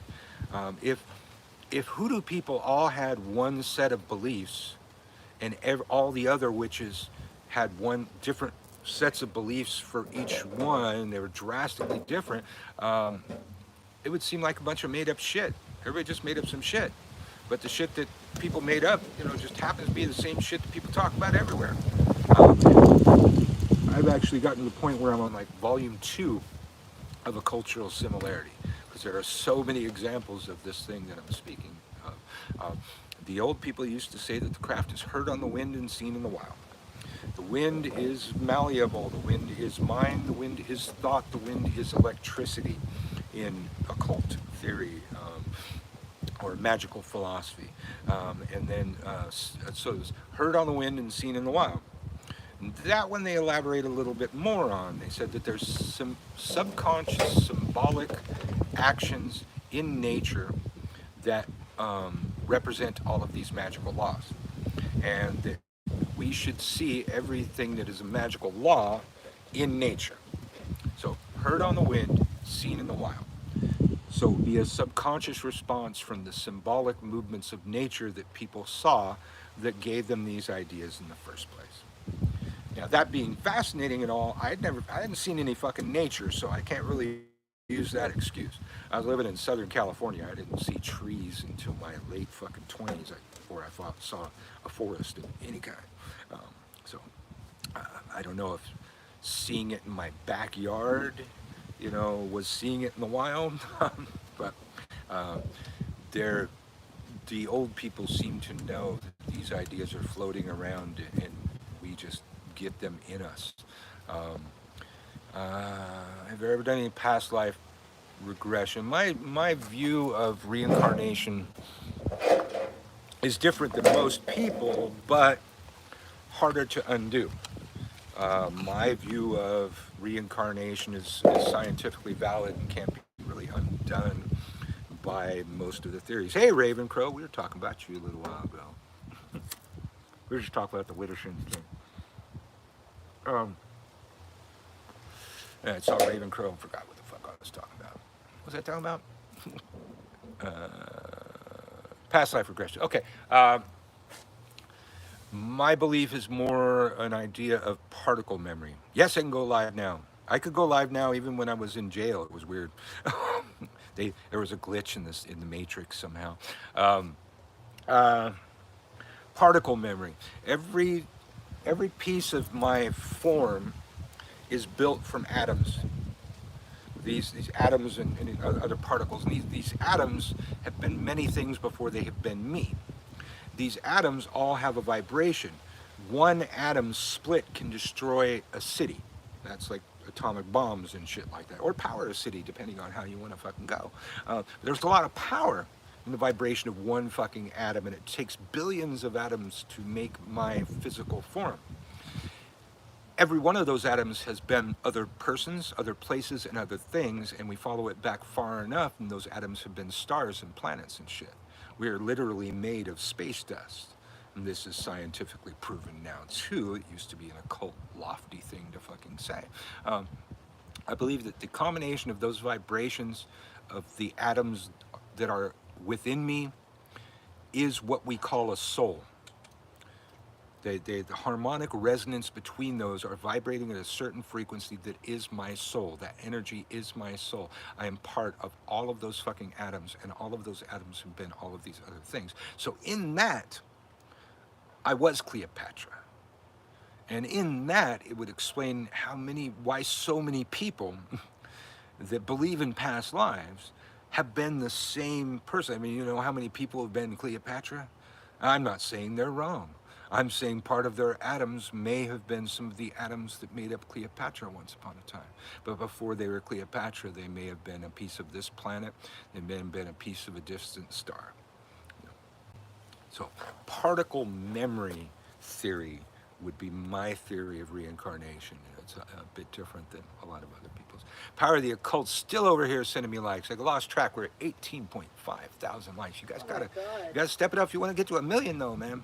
I don't know which one of you, maybe it was either Attitude Caffeinated or 420 Witch, had the audacious idea to get me up to 1 million. So I absolutely appreciate your audacity, but you might have to step it up a little bit. Or get more people to do it. Yes, Agrippa spoke of a celestial influence in nature like solar symbol in herbs corresponding to the sun, etc. Yes, Alex gonna come at me with Agrippa, taking me way back. Yes.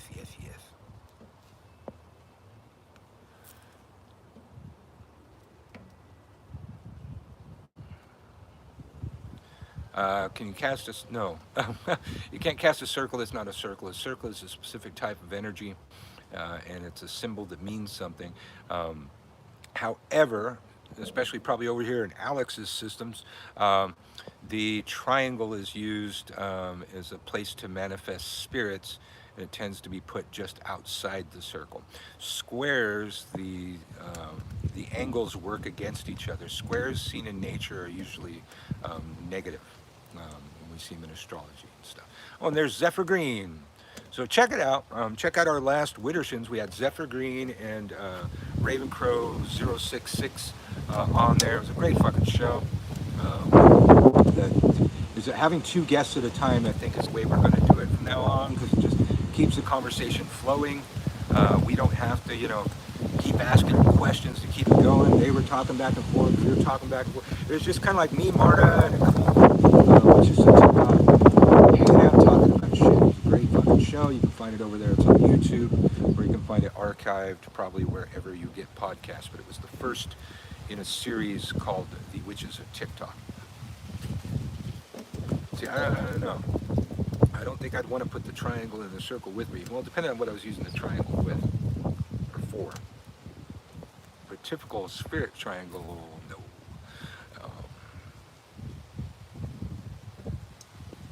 Yes. Ooh, the likes are still going over here. Ooh, we're up to 19.3K likes. Yeah, it was a good show. I listened to it again.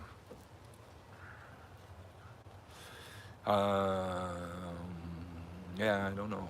I mean, experiment with it. Maybe it would do something different shapes. Unclebirch coming to you live from New Orleans. I'm live on YouTube and TikTok simultaneously. Yo, what up, Zephyr? So this week, Wednesday, we are going to be having Power of the Occult, also known as Damon Fane, and Manwich. We have a shop together, me and Manwich. So we're going to have them on there. It's got to be a good pair. Then I want to try and get trying to get the Spirit Witch on, but she lives across the pond, so the times didn't work out. I want to see if I can get that witchy dude on.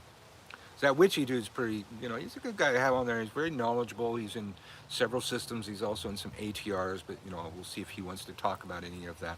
But he, unlike most of us, stays out of the TikTok drama somehow.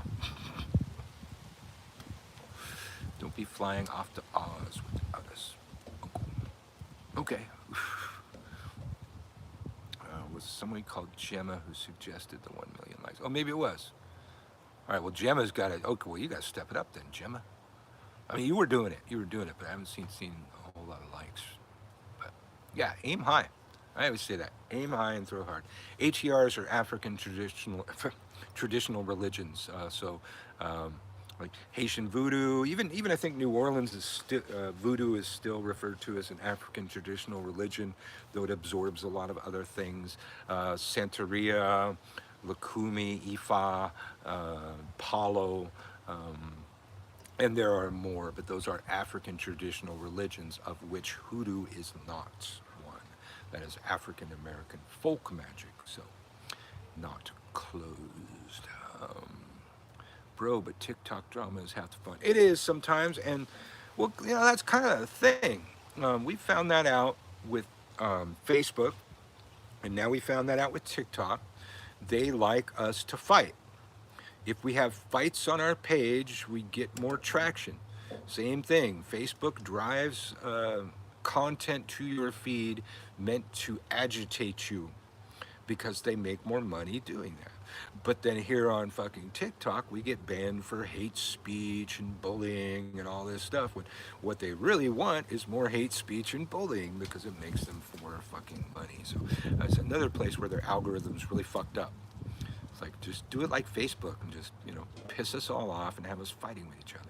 This is why Trump's Truth Social isn't working, like Parler isn't working, all these right-wing social media, is because they want to fight with us. That's part of the fun of being on this. They gotta own the libs. They don't have any fun when they're just by themselves.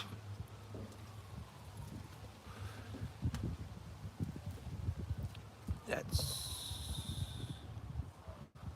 Alex. You said it right. You cast a circle as a circle because you're creating your own infinity universe. You're probably referring to curses where you box somebody in literally. Yes, squares are typically used for like binding, that kind of stuff. Well, since we're talking about witchcraft over here, JD, science has proven that burning frankincense, the resin, frankincense, you need to get the resin, get yourself some charcoal, get yourself a burning vessel. Burning frankincense is a treatment for depression and anxiety. And in the occult, it also banishes demons and raises the vibration in a room. So, more reason to burn frankincense. I got a strike for bullying and asking a guy if he was 10. Oh my god. So I have to block many Grateful Dead fan accounts. Ravencrow still got banned. Well, yeah, I don't know if I asked you that on the show or not. It's like your Ravencrow 066. Is there one that's just, do you have an old account that's just Ravencrow that got banned or something? Yes, Zephyr Green, it releases negative ions, and that's the best treatment for depression. It's all natural treatment for depression, negative ions. This is why you don't want to say, I'll send you positive energy when you're having a bad time. Positive energy comes from positive ions. Positive ions cause depression and disease. Negative ions are negative energy, and they cure depression and disease. So we want to have precise speech and precise thoughts. So no, you didn't get banned. Okay. It's the last thing. I've never been banned. I'm trying to. Doesn't seem too hard for me. I mean, once I got up to 65,000, you know, I had a target on my back. So, you know, my new account, I think I'm up like 4,000 now or something like that. But that 65,000 account, and they just came at me hardcore, the fucking Christians. Ground yourself. Yes, always ground yourself. Anxiety when approaching girls. You can do spells to get past the anxiety while approaching girls. But the thing is, you just, what you really want to learn is a glamour. You don't want to show any anxiety when approaching girls. You need to seem confident. That you might want to go over. You're on YouTube. You go to my page on YouTube. Look at Mind Control 101. Anything you don't like about yourself, you can reprogram. You are just running somebody else's program right now. And if there's problems in your program, you need to go recode yourself. So right over here on YouTube, you can watch Mind Control 101. It's like 2 or 3 videos, I think. One of the reasons witches are so happy. Spending time in nature exposes you to negative ions. Yeah, that's why I'm always out here. And also because I smoke like a chimney when I'm doing these things. We don't smoke inside, so. Unclebirch coming live from New Orleans. There's still time to get into my March year-to-day course in witchcraft. Got to get over there to gumroad.com/witch school, WITCHSKEWL. The class that's available now is Witch School March 2022. You don't want to join the wrong class. It will fuck up the billing and I'll have to jump through a bunch of hoops to fix it. Standing near waterfalls, absolutely helpful. The ocean's totally helpful too. I can't hear questions like that without hearing Freighter talk about RSD Tyler. Don't know that story.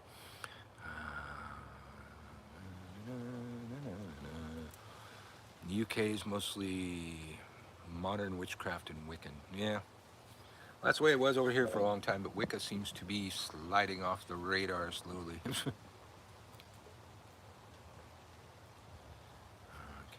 2D, hard to write on the phone. Okay. Yes, it is. Yeah, it is a 3D space. The circle is an orb. The circle portion is where the orb hits the floor, but we actually are making a little bubble to be in. Power of the Occult still going over here. Sending me likes. Sending me likes. We're at 21.4 thousand likes over here. Working our way to 1 million. Okay.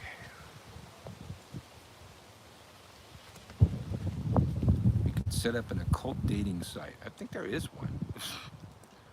I think there's a couple Facebook pages that are like that too. They're occult dating sites. But we watch Catfish, so I would never want to be on one of those sites. I was making coffee. I'm back sending likes. Okay, yeah. Just get some caffeine. Used to be an occult dating site for some time. Yeah. Freighter used to always recommend that channel when somebody would talk about wanting to get a girl. What channel? You need help? I always need help. She can admit it.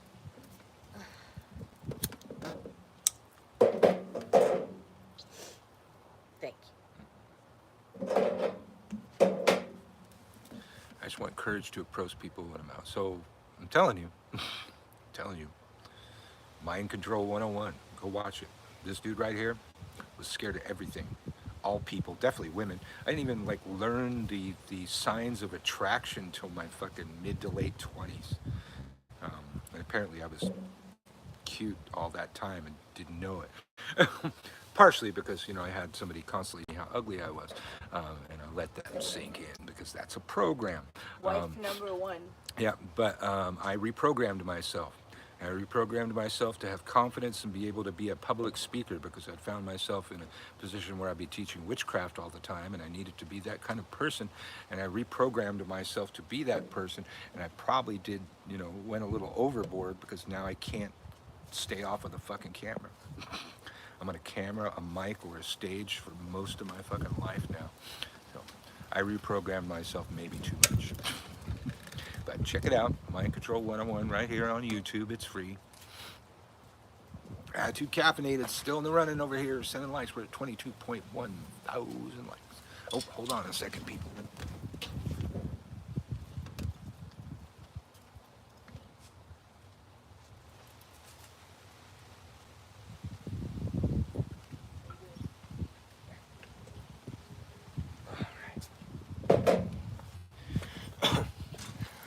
Plant over here with some aphids on it, and a ladybug just landed on me, so I moved her over to where the food is. Sigil magic is good for that. Yes, I think I cover that, and of course you can use sigil magic to program your subconscious as well. And howdy back, Jackie's Creations for you. Where are you at? I don't know you yet, I don't think. I always like to hear where people are from.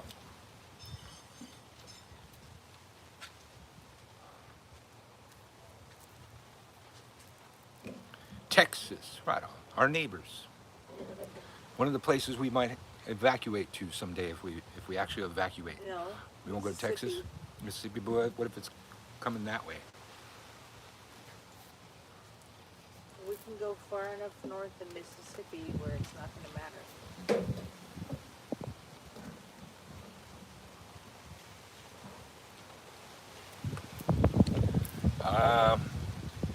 Can I explain how the cone of power works? To me, the cone of power is a giant antenna system. It typically stretches all the way up to the moon, or more old school magic, it stretches all the way to the middle star in Orion's belt, making it a beacon through the universe to attract forces to you to make the magic happen. That's my explanation. Witches of England used cones of power to drive German planes during World War II. Yes, that happened.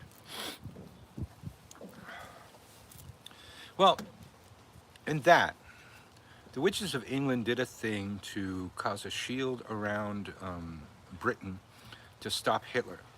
Now, the Russians kicked some serious ass on Hitler. But one of the things that helped that happen, winter coming 3 months early. So witches worshiping nature did some stuff.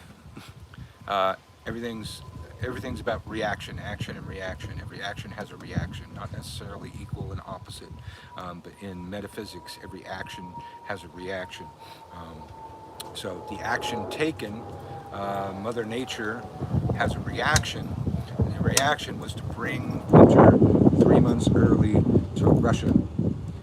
Totally fucking up the Nazi shit, and the Russians were totally, they're ready for winter. They had their winter coats and shit. The Nazis didn't, so that did help a plot. Raymond Buckland described it as an air rifle. And I think it's hilarious and accurate.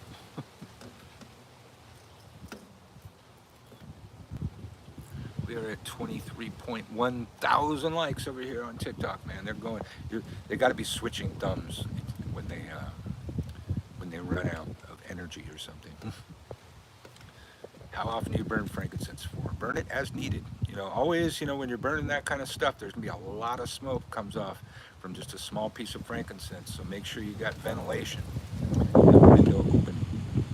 Witchcraft was very active during World War II. Well, yeah. If you think about it, I mean, Hitler was using witchcraft for war, and he was obsessed with finding the 5 treasures of the Tuatha Dé Danann. Loose spear, loose sword, we would call that Excalibur. The Cauldron of Caradwyn, the Holy Grail, and I forget what the 5th one was, but the Nazis are the inventors of archaeology for that purpose. During World War II, they were using the occult to fuel their war machine. They were absolutely not Christian. They used all of the old pagan festivals to create a sense of nationalism within their people. And it was the darkest manifestation of paganism that we have in recorded history. Anyway, yeah, he was obsessed. It was mostly Himmler. Himmler gave him all those ideas. Himmler believed that the SS were the reincarnated Knights of the Round Table. They had a Bavarian castle where they had like initiation rituals and shit. We're going to Cornwall. Merlin's Cave in Cornwall. Cool. See Birch's video on cleansing yourself with frankincense. Yes. Actually, I think that cleansing with fire and air, I think I used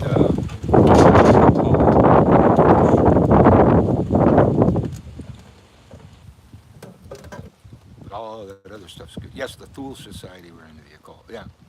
Well, it's unfortunately the entirety of the Nazis' philosophy of the master race came from occult work. It was Madame Blavatsky.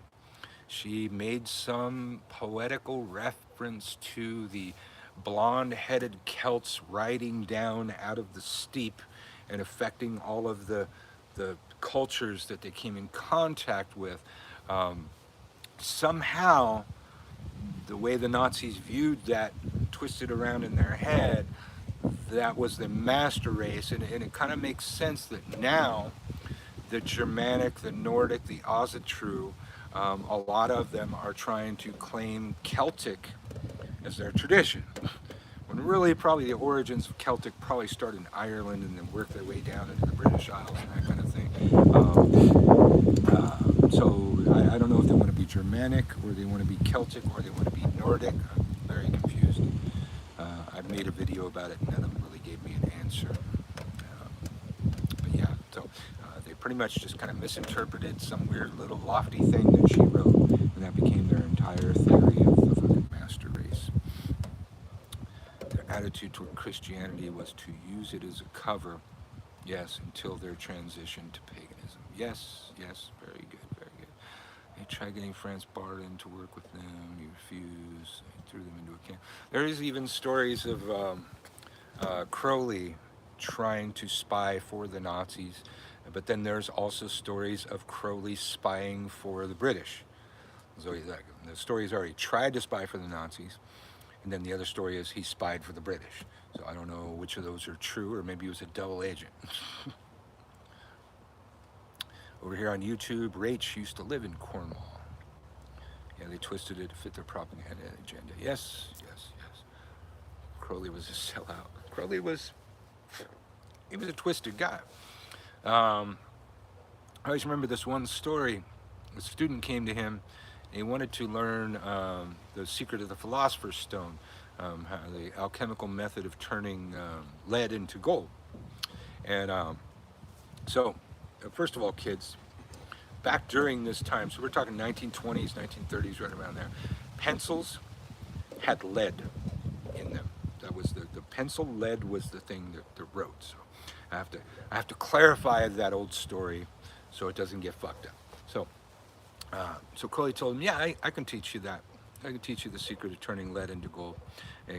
So he says, so here, he hands him a pencil. Because I want you to take this, and I want you to write to me every 2 weeks. Write me a letter about your progress, what you're working on. And I want you to include a check for $100. But just write me a letter, check for $100. At the end of a year, I will tell you the secret. So guy does that every couple weeks, sends him $100, which is a lot of money in the fucking 1920s, 1930s, right? So at the end of a year, this guy's waiting to get the secret. He gets a letter from Crowley, and he opens the letter, and the letter from Crowley says, "Do as I have done." Period.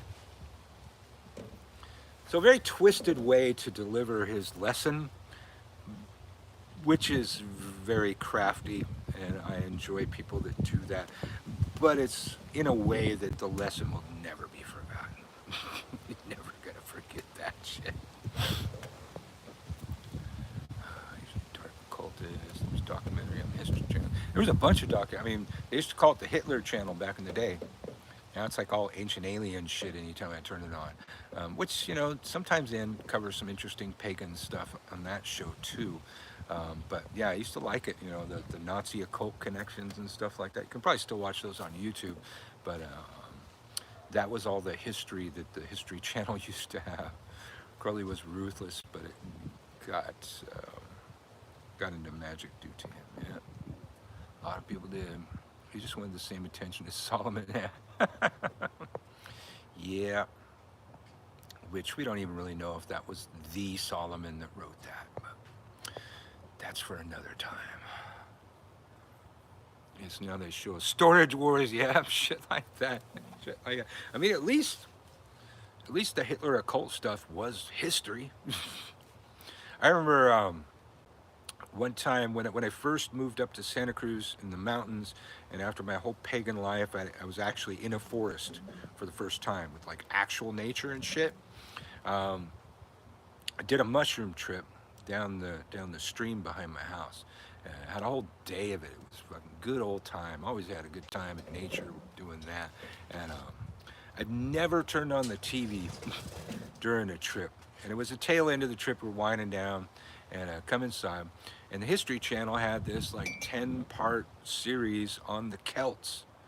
And I sat down and I absorbed so much knowledge about the Celts. But I always remember the place that it comes to in the last episode, that the last traceable royal Celtic bloodline is traced to the Kennedys, our Kennedys, here in the United States. Those fucking Kennedys, royal Celtic bloodline. And now you can just Google that and you find out exactly I'm right. Exactly, on fucking Wikipedia got it, everything. But I heard that one time, and I just sat with it, like fucking 10, 20 years later. I go, God, was that true? And I fucking looked it up, sure enough. And it's fucking known knowledge that nobody fucking talks about. Fucking royal Celtic bloodline. They were fucking royalty. Which explains a lot of their bad luck. Them Irish throw a curse like nobody else. Yeah, only maybe as bad as the Italians. Irish and the Italians, they can hold a grudge. They're gonna curse your entire fucking bloodline if they piss them off, man. Was Zeus actually an alien? Ancient astronaut theories say yes. But it's funny, but I'm open to it. I recognize that a lot of the shit that happened in our ancient holy books relied on the ability of the people observing them to be able to describe them. And they didn't have all this shit, so it's like angels arriving on a beam of light could have been a transporter. They didn't have that language. Now we've got science fiction to have given us some of those ideas. Could have been. The origins of my witchcraft tradition talk about a star that travels through the sky with a captain and a first mate. The captain is male, the first mate is female. We would call them the original god and goddess, or the original god and goddess of our particular star. And in this ancient text, they once call it a starship. And this star moved and created solar systems. It moved into a region of the Earth. It spit out a bunch of planets. It stayed there until it got to where one of the planets could become a star. It ignited that star and then moved off to someplace else doing the same thing all over. Now, I always thought growing up in my witchcraft tradition that must be one of those times that we're talking about a metaphor and not literal. But as time goes on and ancient alien stuff comes up, it's like, I don't know, man. It said the word, I mean, it's like the 1960s when this was probably written down from the original Book of Shadows. So, maybe they could have gotten those ideas from some science, some sci-fi. But it was a starship. They called it that. The people traveling in it were the god and goddess of that star, going around the heavens, making solar systems and leaving them there. It was some twisted shit to read, and I still don't know exactly what it is. I sent you a documentary a few years back about the ancient Celts moving from Earth-centered religious beliefs to celestial-centered beliefs after a comet passed. Wow, shit. I have so many messages from you that I've missed. I don't know why that is, but can you send me that again? That sounds fascinating. I don't know why I didn't ever see that. Some say the hieroglyphs depict aliens visiting the people. Yeah, well, and then, older than Egypt is Sumeria, probably where our term the Summerland comes from. And the Sumerians had, one of their origin tales speaks of this solar system and every planet in this solar system as like a violent volcanic pinball game. Planets that were not quite in their orbits yet, slamming into each other, destroying other things, going back and forth, and then eventually reaching this equilibrium. But as you're reading this tale, you kind of realize, well, shit, there isn't any planet in the solar system right now that's not a volcanic mass of bubbling fucking lava. Yet the Sumerians are telling this tale from this third-person perspective when there isn't a planet on the solar system you could have been on at the time to observe this happening. Then you dig further. It's like further in this, some of the Sumerian tales. I believe that was what the Sumerian tales was, the Cain and Abel story, where Cain was a planet on an elliptical orbit that flung into the solar system, and in the text said, slayed his brother Abel, another planet Abel. And that when it slammed into it and slayed his brother Abel, Abel became an asteroid belt. And the thing about the Sumerian tales, they know every planet, every moon, around every planet, everything the Sumerians said about the makeup and the things on each planet has turned out to be true. One of the only sticking points that anybody ever had is that the Sumerians said that there was water on our moon. And then so people try to shoot. I was like, we went to the moon, we didn't find water. We didn't find no water on the moon. So, yeah, you know where you find water? At the fucking poles. So about a decade ago, India went to the moon. Nobody even knew they had a space program. They landed by the pole. Guess what they found? Frozen fucking water at the poles of the fucking moon. I think their poles are a little different because it's not actually spinning, but top and bottom of the fucking moon. So that was like one of the last sticking points. But the Sumerians, for some reason, knew everything about this solar system before anybody knew anything about the fucking solar system, even the creation of the fucking solar system. So a lot of those ancient alien tales center on Sumerian shit because of that. I'm gonna leave you to just ponder that. Think of the vastness of all that was just said. Now that my wife has a beverage, it would be, the proper thing to do for me to have a beverage too, because I'm done with this. I'll be back.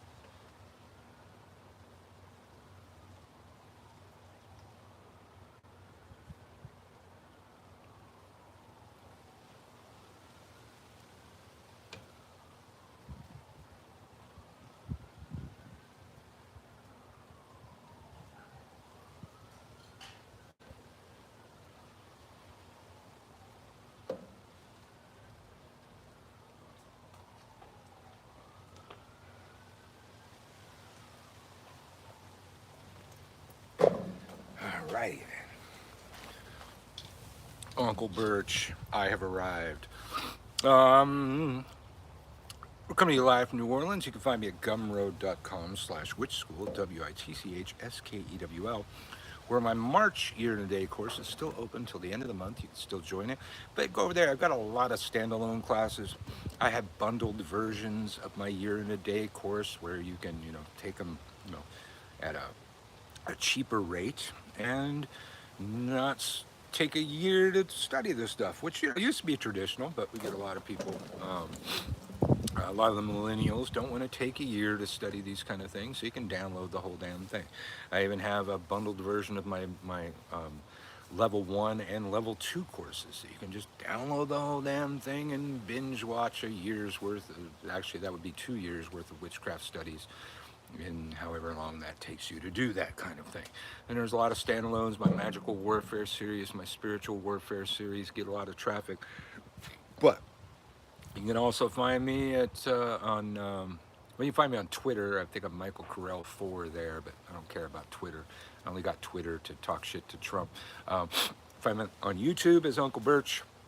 You find me on TikTok as Unclebirch 3, Unclebirch 4, Witch School, WITCHSKEWL, and also Feel Free 13. Most places it's Unclebirch. You can find me on Instagram as Unclebirch_witch, and now I'm on Patreon as Unclebirch. Just starting my Patreon journey. Oh, and Twitch. I'm also on Twitch, playing with that. What I really need, I need one piece of software that can broadcast to all these formats at the same fucking time. If you know of such a piece of software, that'd be great. Let's see. Did I wrote in the literal information, envious on that New Orleans weather. Oh yeah, well, yesterday it was cold. We were in a atmospheric roller coaster. It goes back and forth. Beautiful day, then cold. Beautiful day, then cold. But we're getting there to where it's just gonna be hot for fucking months, and then the hurricanes come and all that.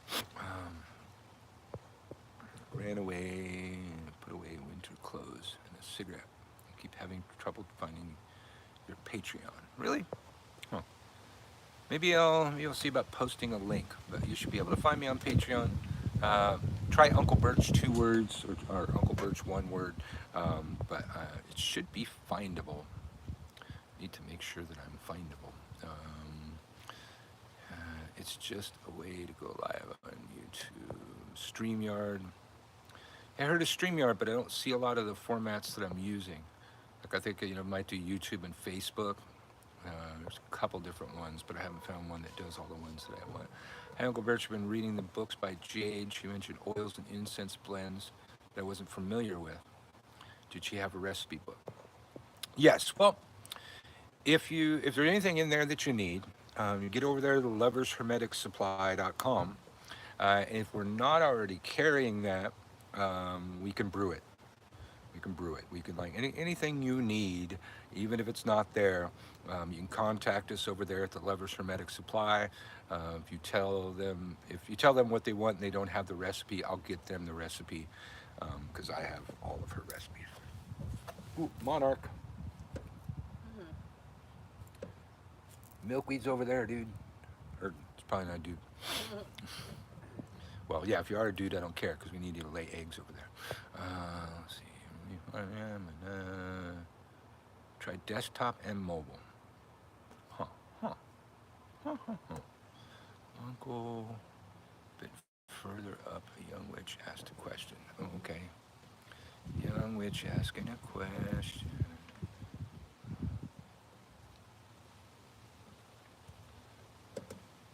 And the last of my line, is that significant? It's always significant. We are, one of our instincts built into us is to multiply, so we leave pieces of us on Earth. Unclebirch and Aunt Marta sending you love from South Africa. All right, thank you, Vans. When did I become Aunt Marta? Oh no, it's like it just happens. That's how I become Unclebirch somehow too. Is it because we're old? Is that what it is? Yeah, probably. You ageist motherfuckers. You elitist, ageist motherfuckers, man. Old people have feelings too. Yeah. Well, I guess if I call myself Uncle Birch on the format, I can't really, you know, be mad at anybody, right? So you're just dragging me down. Yeah, I'm dragging you down. You love that shit. That's what she said. I never have kids. I'm 43 now.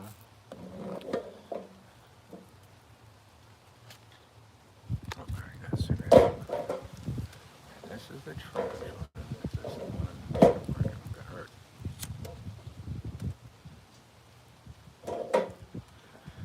Okay, just checking YouTube. We probably need to charge that one. So Uncle Birch coming to you live on YouTube and TikTok. Oops. Sorry for the thumb over the camera lens.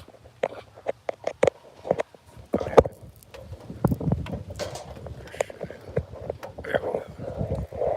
And since I don't have a good piece of software for any of this stuff, I'm just doing it on 2 phones. Low tech, we call that. There we go. Let's see, you guys still doing did you guys give up on the like thing? We're at 23.5 thousand likes over here. I understand a lot of you probably have sore thumbs by now. But you've probably done that before for a video game before. It's a better cause.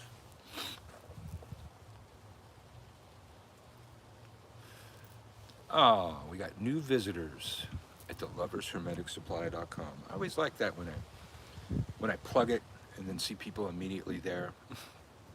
I get notifications for everything. If you buy something, I'll see that too. If you buy something from gumroad.com/witchschool, WITCHSKEWL, you'll find that too.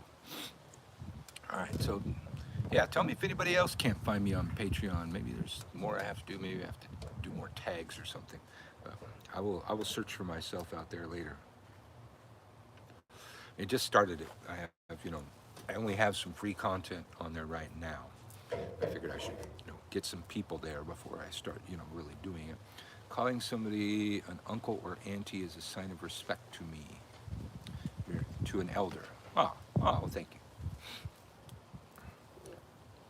But it originally started when I was an activist and I went by the name Phil Free. You know, most people that are activists are like college age and stuff. So I was one of the oldest ones around, and they started calling me Uncle Phil. My name was Phil Free.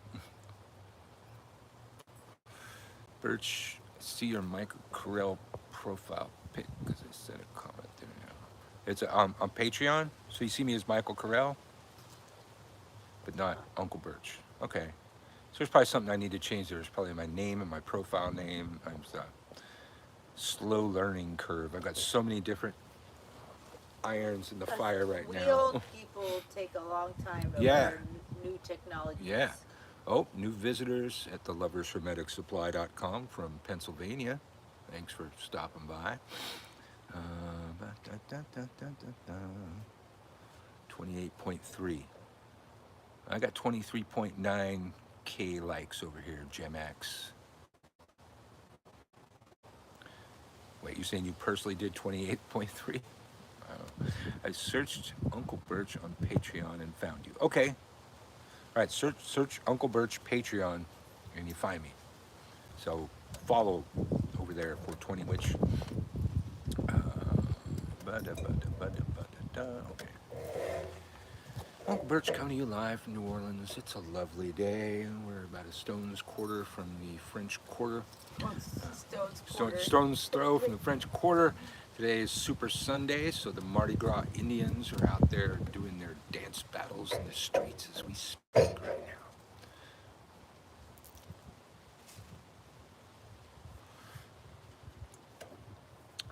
Good. So you found me. I mean, you just Google me. I don't know if Patreon comes up now, but usually just Google Uncle Birch and you find all my shit. You got to scroll a long way before you find another Uncle Birch, if there is any.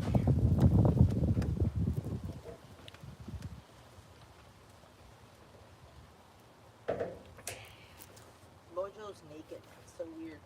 Can't find you either. Well, Google Uncle Birch Patreon, Power of the Occult. Old folk, yeah. Okay, everything's stable. I'm coming to you on two different phones for two different formats. We're over here on YouTube, we're over here on TikTok. Sometimes I mix it up. I'll go live on TikTok and Instagram or YouTube and Instagram. Even did Twitch one time. So yeah, you can also find me on Twitch. Did I say that? Yeah, there too. I don't know what I'm gonna do with that thing yet, but gotta be there.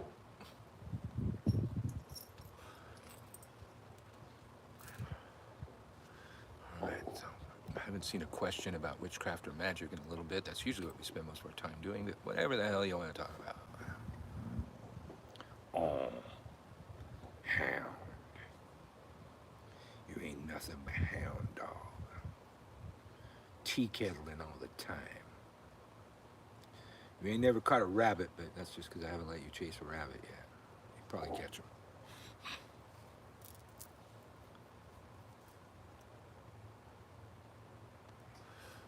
Quiet.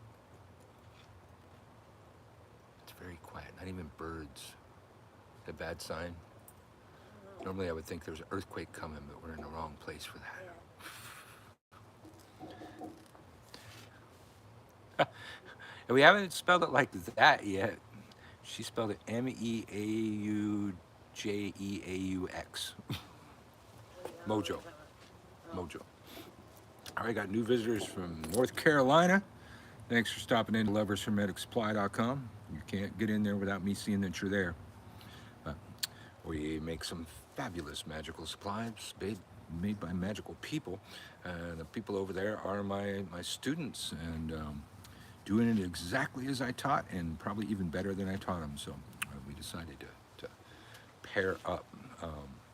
And if there's stuff over there that you need that we don't make, you can contact us, and I think they can make anything. They can make anything, and I can get them the recipe. I have the recipes for everything. Taylorsville, North Carolina. Hey, how are you? Who's that? Jiria Witch 13. Hey, how are you? I would have asked where you were from, but you told me already. Mojo's a hero. He's gorgeous. Yes. Well, I'm going to tell you this thing that we learned. Because Mojo had a time early in his life after we got him when he just almost fucking died. He just fell over, peeing all over himself, couldn't go anywhere, let out this fucking yelp, and he had to go to a specialist. It was about in the neighborhood of $7,000 when it was done. He had like, I don't know how many blood transfusions just to get him past it. And these, even with the amount of money we spent, these people never could tell us what caused it or what to avoid so it wouldn't happen again. And in a random Google search, I was searching, because I heard garlic was bad for dogs. So I was looking it up, and right under garlic popped up onions. And dogs eating onions can make them like anemic, have no red blood cells, need blood transfusions. It's exactly what fucking happened. And he's such an asshole fucking hound. He grabs food anytime he can reach anything, and he keeps getting taller, and I can't stop him from stealing fucking food. We just have to put stuff up on a high shelf so he can't get to shit. He probably ate a whole fucking onion once upon a time. And we put onions on fucking everything. But it's just so bad for dogs. It can cause them to just, have no fucking red blood cells and, have to have blood transfusions and shit. So the exact thing that he had, I found on a Google search, and all the fucking king's horses, all the king's men couldn't fucking tell us that. So I figured I'm just gonna keep telling people that.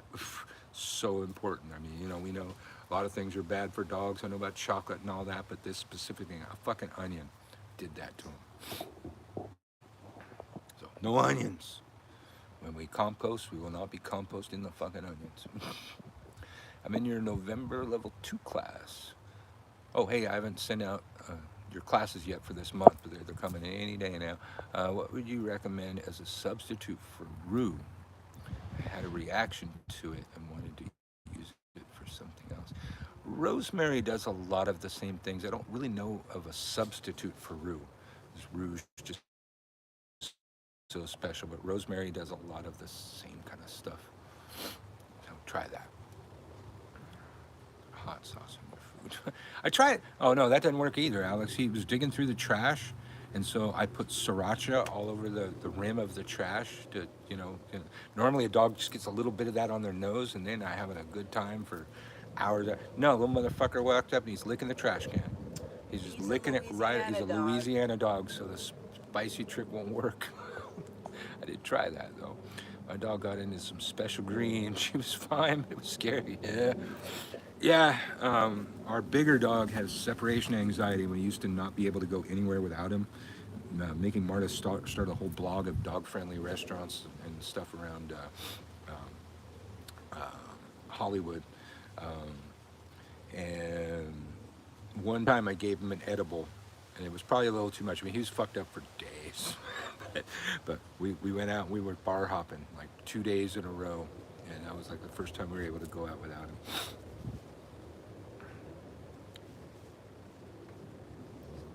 Oh wow. Hoodoo is closed. Intent is everything. Wand is held in any hand. Dollar store candles. Blah blah blah. Yes. None of that's true.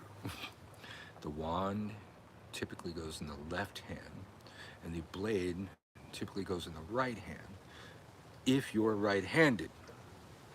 And it says a lot about the tools and a lot about the hands. A lot of these rules are rather subtle and not overtly stated. It speaks a lot, like the left-hand path. The left-hand path is the receiving path. You're doing it for you. The right-hand path is the doing it for others, hence the sending. The wand is for receiving, the blade is for sending, hence the hand positions, the places that they sit on the altar, the traditional witchcraft altar. The goddess is on the left and the god is on the right, because the god is the active principle, the goddess is the receptive principle. These little rules that we have repeat themselves over and over and over again, which is why I harp on them so much, because once we have it done right here, then it says something over here. Once we know that this is the receiving hand and this is the projecting hand, and then we have specific tools in those hands, it shows us the nature of those tools.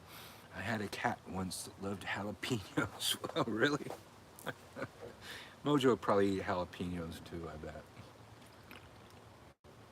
Isn't a whole lot that he never ate. That was probably one of our signs, like before he was on death's doorstep. I tried to give him a shrimp while he was lying there, and he couldn't even eat the shrimp. Spirit active, spirit passive, and ceremonial magic. Yeah, that's legit too.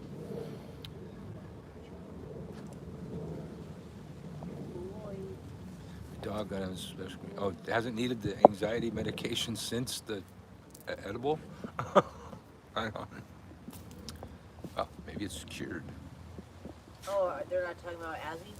No, their dog got into some edibles and was all fucked up, but now has never needed its anxiety medication. We got 2 nights off of that. I know, man. We were bar hopping like fucking crazy around Hollywood.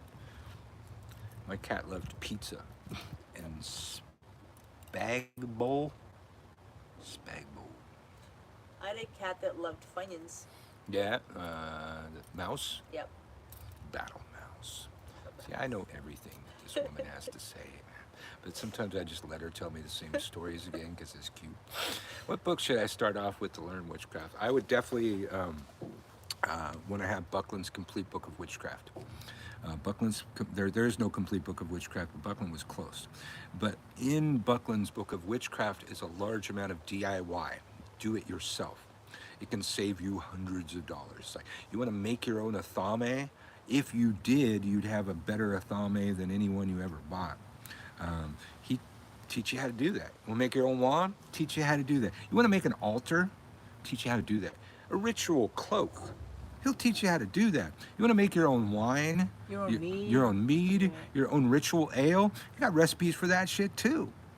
It's all in there. You can save yourself so much money off that one fucking book. But if you just Google me, Google Unclebirch, you will find my Amazon influencer page. And the first thing I did there was recommended reading. And then I went on to other things and products and that kind of stuff. But the first thing on there is the books that I recommend. Check that out. Just Google Unclebirch and you will find an Amazon page associated with me. And you go over there, and then when you do that, I get a couple cents for everything you buy, or a cent. I don't know what it is. There's some percentage I get for recommending those things. Spaghetti bolognese, bag bowl. Okay. I would think Kat would have a lot of fun with spaghetti. My bunny loved wine and coffee. You're welcome, I had a friend whose Zenskin. cat was obsessed with raisins. Raisins. And raisins are supposed to be bad for them. For cats too? I know they're bad for That, dogs. I just recently heard that, but years ago I had a friend, her cat just loved them. Yeah. Well, and over here on YouTube, if you look up Buckland's Rebirth of Witchcraft, there was a video made to go with the Big Blue, as we call it, the complete book of witchcraft. And it used to be on like a DVD, but it's here on YouTube. You can find it. And it was probably one of the first attempts at digital teaching, video teaching, where, he shows you a coven, and they go through all the ritual steps in the coven. He shows you a solitary witch do a self-dedication ceremony, and she's sky-clad, and she's kind of hot, so it works. Maybe they don't show you the nudity on YouTube. Maybe they skip that scene. I don't know. But before that time, there was only books, and then a couple people that did like audio lessons. But probably the first attempt at teaching witchcraft in a video form that I know of was Buckland's Rebirth of Witchcraft, and you can find it over here on YouTube. I'm wanting to make my own candles, but don't find any books to do it. He can teach you. Don't want to pre-made. Jackie's creations. I've got. If you scroll back on my TikTok page, it's like a couple months ago, or Candlegate. You'll find a video where I show some of the basics of making candles. I show my basic candle making kit. There's probably some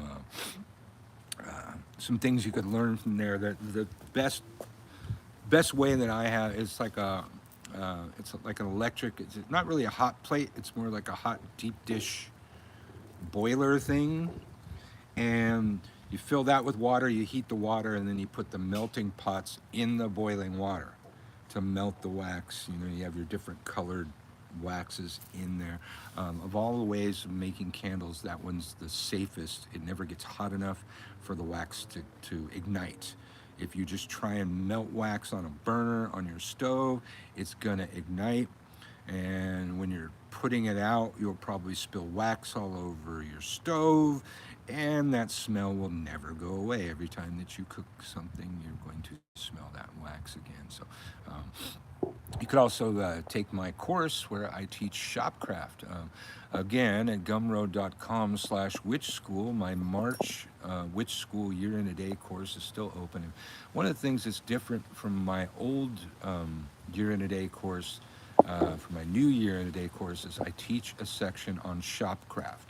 If you want to open your own shop, be it a witchy store, a psychic thing, whatever you got. I've been in this business a long time, and I was not a business person when I got involved in it, so I made every mistake that could possibly be made in this industry and had to fix it, make me some sort of expert on it. But from that class, I ran into Manwich out here on TikTok. And he was showing how he made candles, and it was exactly what I taught him. I didn't even realize at the time he was one of my students. And I was like sitting over there praising, like, yeah, exactly. You're doing everything great. Those are all the fucking things I learned. He says, yeah, well, I'm in your class. I go, oh. So that's how me and Manwich got into business together. He was doing everything I taught him, and a step above what I taught them. And I'm at the stage where, you know, people still want occult supplies from me, and I'm too busy to run a witch store and be making shit for people all the time.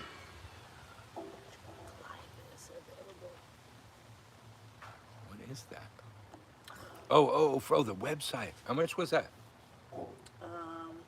$2.99 a year. $2.99 a year. Okay. The other one we talked about, the minimum offer is $20,000. That's what I just got. Good luck with that. Okay. All right. Tomorrow's the day. Should I get it? Yeah. Do Well, think- you know what? Let's wait, Okay. because it might be going through the host. We're gonna find all that out tomorrow. So we might not have to buy a separate one. We'll see. It's $2.99 for the first year. Yeah. So let's wait till tomorrow and see if we need a separate. Okay. Yeah. Okay. You didn't hear any of that. That's secret shit. Okay. Shut the fuck up. You didn't hear a goddamn thing. I had a bunny that would hump the cat. And the cat would encourage it. Already make the sale, but talking about personal spell. Okay, I missed a whole lot here, I guess. I'm gonna make my own candles. Find a book to do. I did. Oh God, I was just like candle making basics, I think. I did have a couple books that gave me some ideas.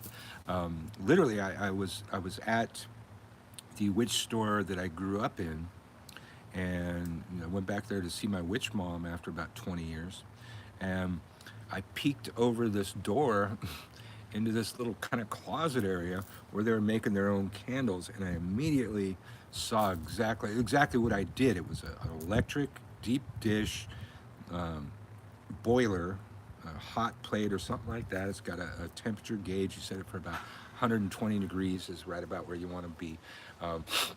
And then you get the big melting pots that you get at the craft store and the candle making thing, big metal pot, and you just, you know, break up your wax, put it in there, and you melt your wax in there. Then you need to get a series of molds and stuff to release the molds. I've even used like Pam cooking spray for that. It can work, but you need to like grease the mold so the wax doesn't stick.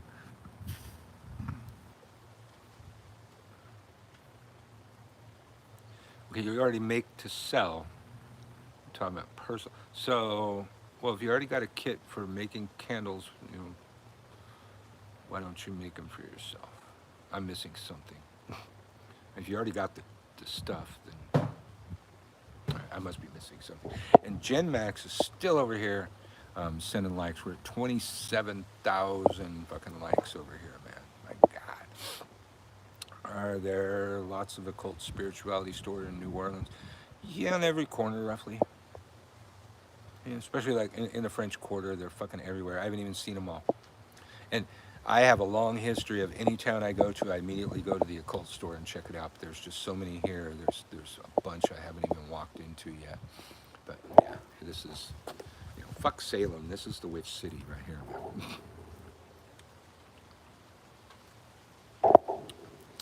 You notice over here on TikTok, we never got that warning from when I'm drinking and smoking on camera. We've been getting a warning every time.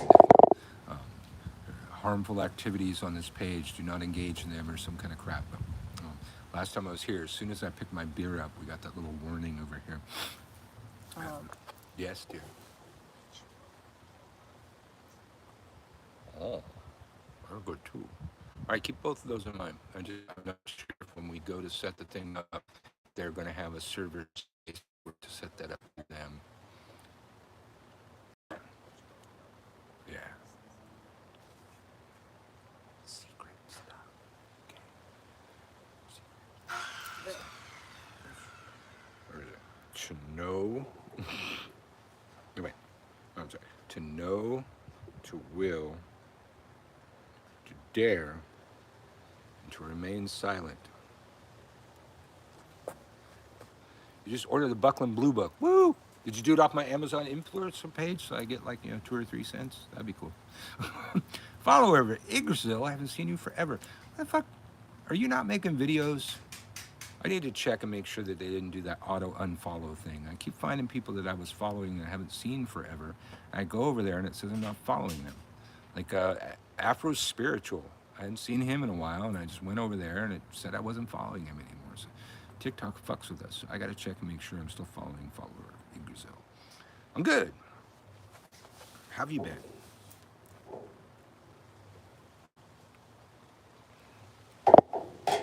What up with Cauldron Fest? I know I'm not coming, but is it still happening? He's had a festival coming up in April, Cauldron Fest.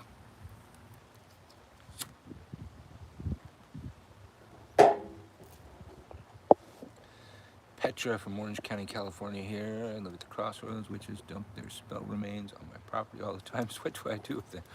Oh, wow. Well, without touching them, burn it. Anything that can be burned should be burned. Anything that cannot be burned, bury it. I was born in Carson, California, but I grew up in Cypress, and then Garden Grove. I was all over fucking Orange County before I got to Long Beach. So hundreds of tickets. Cool. All right, well check that out at cauldronfest.com, I believe it was. I was going to go do that, and then it's family stuff why I can't right now. In Tennessee, town I grew up, I had the first occult store in America. A lot of interesting lore. Well, where was that? Because the Eye of the Cat is one of the oldest panpipes, I believe, was the oldest in at least California. No, the West Coast at least. At least the West Coast, yeah. Yeah, maybe next year. Yeah, shit happened, More shit.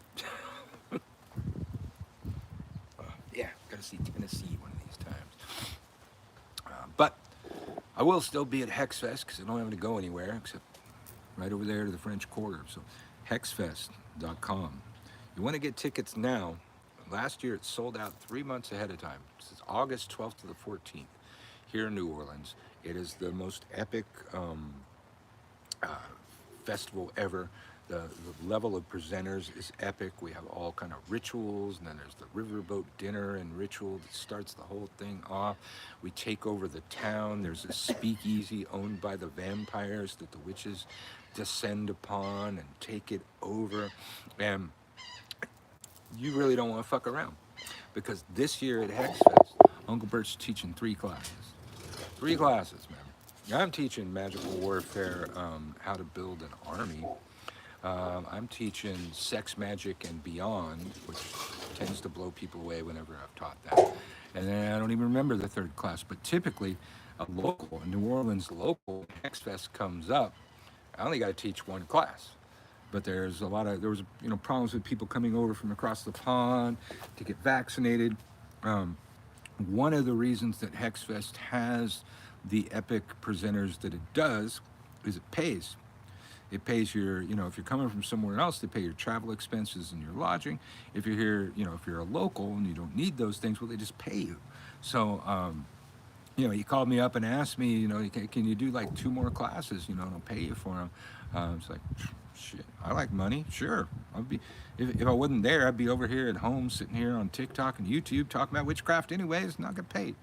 But I actually did get paid because one of you just joined the March Witch School. Welcome aboard there. Over there at gumroad.com/witch school, WITCHSKEWL. My March class is still available for about 10 more days. When we get out of the month of March, it's really hard to accept students in there. The real laws of magic. Yes, you are right, Power of the Occult. Thank you very much. I'm teaching the real laws of magic. I'm teaching magical warfare, creating an army, and sex magic, or beyond sex magic, I think. I think it's beyond sex magic. That one will blow your mind. The other one that might blow your mind, the sex magic one, you'll be going, oh my God, I can't believe you fucking said that. But if you know Unclebirch, you probably don't say it that often anymore. I can't believe you said that, because I'm going to fucking say that. Some of that stuff. All right, Alex is over here schooling him on some stuff over here on YouTube. I got approached by a few other festivals, but I don't have the time for them. Oh, to like present? Cool, cool. They're all tiny festivals. Yeah, I'm gonna be. Yeah, I do that too. It's like tiny festivals usually aren't worth my time. I was gonna do yours anyways because I liked you.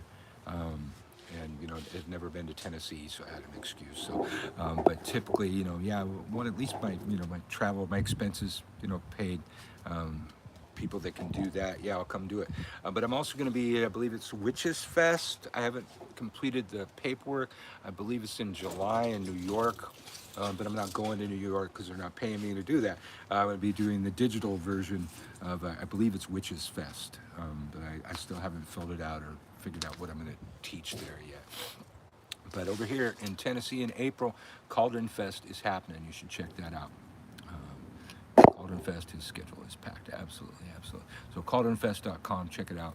It's a follower of Yggdrasil, which, should clearly tell you he's from the Nordic side of the families. And most of you can't say Yggdrasil anyway, so. We're talking about possibly paying VIPs next year. Oh, cool. That'll make it a lot easier. Yeah, I was thinking of driving to Tennessee, and I don't know. Our car is in pretty good shape, but it hasn't had a lot of road trips in a while, and it's got a lot of road trips on it, so that wasn't helpful.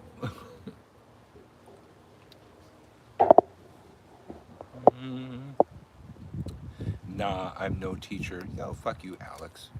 You got classes up there. I was supposed to figure out that affiliate thing for your classes. I'm sure I'll get to that at some point. I was supposed to do that with Freighter Xavier too, and it's just, I don't know, it's one other digital thing for me to learn. Motion activated sprinklers are pretty fun, absolutely. This year we outsold our expectations. Cool. Was it sold out? Is there still, I don't want to keep telling people to go to cauldronfest.com if it's already sold out. We're thinking about maybe 100 tickets or so. Congratulations. Yeah. We said that, I don't know if it's sold out yet, but they've sold hundreds of tickets, so that's good. You still have tickets. Okay. So yeah, cauldronfest.com. Check that out. I don't know. I think Hoodoo Brujo is going to be there, but I don't know who's still there. I haven't looked really.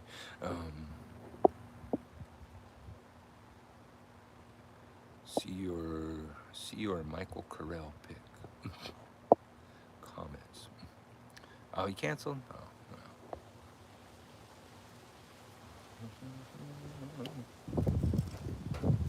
I'm sorry. Unclebirch coming to you live on from New Orleans on YouTube and TikTok, so I keep going back and forth. He got accepted into a master's degree program. Really? I haven't talked to him a bit. He's one of the few people with my phone number, so we text back and forth sometimes. Oh, thank you for sharing the live video. I should have been telling people to do that all the time. Oh, live access suspended. Look at that shit. Bullying and harassment. Right now? Yeah. Are you talking to me? They cut it out? They just cut it off. Bullying and harassment? Yeah. Yeah, hold on. Just got cut off from TikTok.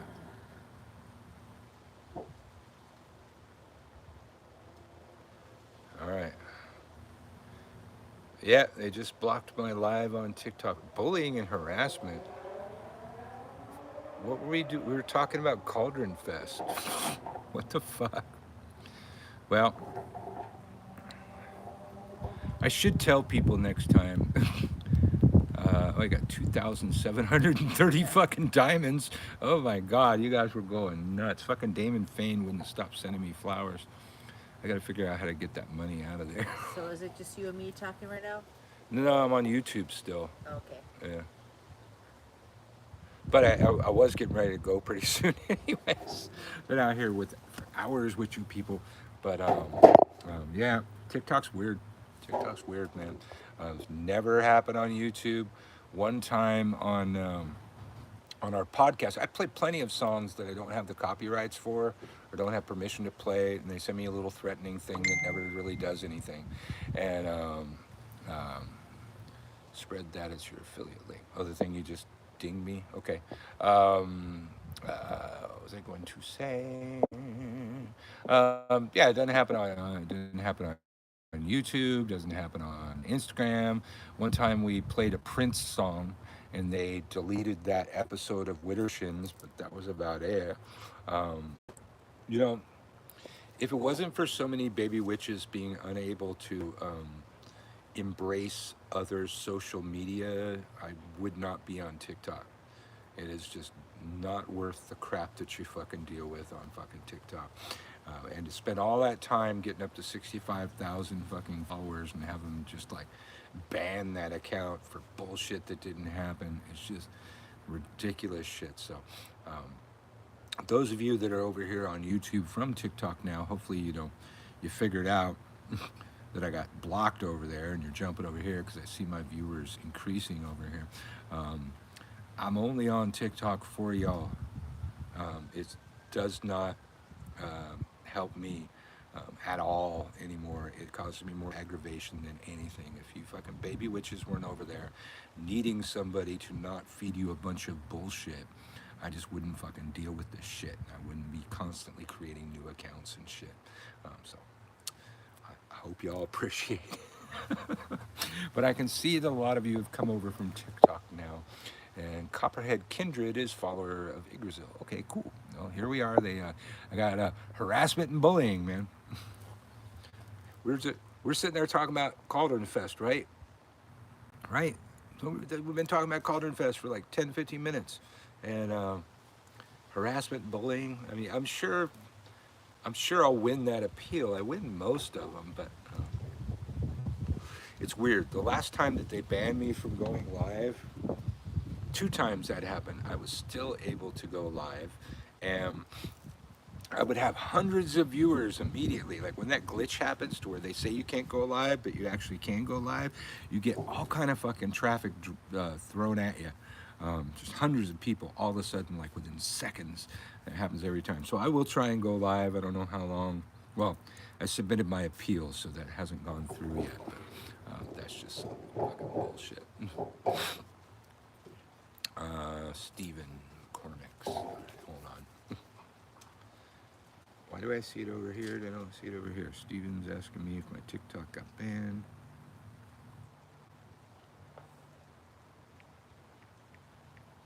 Still on YouTube.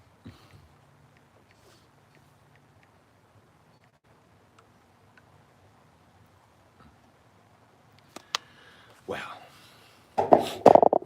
over here on YouTube, I have a video called Psychic Self-Defense Shields Up, which ties into some of my work on transformation. There's a couple videos out there on the subject. It is a very large, rather powerful thing. So I don't make it easy to find, but between 2 or 3 videos, you can figure out how to create the transformation magic that I talk about. Or you can get over to gumroad.com/witchschool, WITCHSKEWL, and I believe the class is Spiritual Warfare, Feeding on Your Enemies. With these techniques, you can take the hatred cast at you by other individuals, turn it into anything you want. Money, power, sex appeal, whatever you fucking got. You could just take that energy. It's like being a vampire. One time I taught a client to use that on a vampire, and I said, ooh, you know what? That's devious. Using like psychic vampire shit on vampires. Yes, 420 Witch, they banned my TikTok live for harassment and bullying, because you know that I was totally harassing and bullying follower of Yggdrasil right there while we were talking about Cauldron Fest. You saw that happen. YouTube is the only place I never have viewing issues. Yeah, that's never happened on YouTube. I've been here for 12 fucking years. Hasn't happened on Instagram. I just got on Patreon, so I'm sure that's not going to happen on Patreon because they're getting paid off of my labor. And see, I haven't had it happen on Twitch, but I've only been on Twitch like twice. Facebook all the time. I just got out of a 31 day stint in Facebook prison. I'm getting that all the time. But, On Facebook, it was legit. Every one of those times, yeah, I was bullying somebody. The last time that 31 days is because I called somebody a potato. Now, over there on TikTok, we call people potatoes to get away with talking shit to somebody without bullying them. And somehow it works over there. But on Facebook, calling somebody a potato got me banned for 30 fucking days. I got banned on Facebook for telling off Christians. You're on Facebook? Why aren't you on my friends list? Or are you? Maybe you are. But I'm Michael Carell over there on Facebook. I also have an Unclebirch page. I also have Unity of Wicca and Witchcraft. I have Witch School, and I have WITCHSKEWL. I have Witch School, WITCHSKEWL courses in the old ways. And Widdershins Radio and Cyber Witchcraft School. Probably a couple other pages I don't even think about anymore. Yeah, watch out. Alex David might sue you for that. Yes. Oh, David Griffin. Oh, yeah. Well, we'll see. Now, Alex over here. Look, listen. Alex Scaragochi. I don't know how to pronounce his name. Don't piss him off, okay? One day, David Griffin, the self-appointed leader of the Golden Dawn, called Alex stupid. Alex made a whole page just for memes about David Griffin. It's like the one true magician or something like that. Years ago, still have a whole page just making memes about David Griffin because David Griffin pissed him off one day, man. Don't piss him off. His free lawyer is dead? Oh, that's why he never got around to suing me. Oh, okay. Wait, I was the one who messaged you a few minutes ago. Wait, that's you? Oh, no shit. Once upon I knew that was you. I really didn't look at the name. I deactivated my Facebook, but now I'm on your page already, I think. Oh, cool. Yeah, he's dead. Yeah, last time I had an argument with David Griffin, and I think it was on one of Alex's pages. He was going to own my store. Throw more hate. I'm over here converting it with that sigil, man. Transformation sigil. Come on, David Griffin. I never really felt a whole lot of power come off of David Griffin. I think I got more power off of YouTube when I made a video, Real Witches Don't Vote Republican, and then threw up the transformation sigil on the video. I made a lot of money off of that one.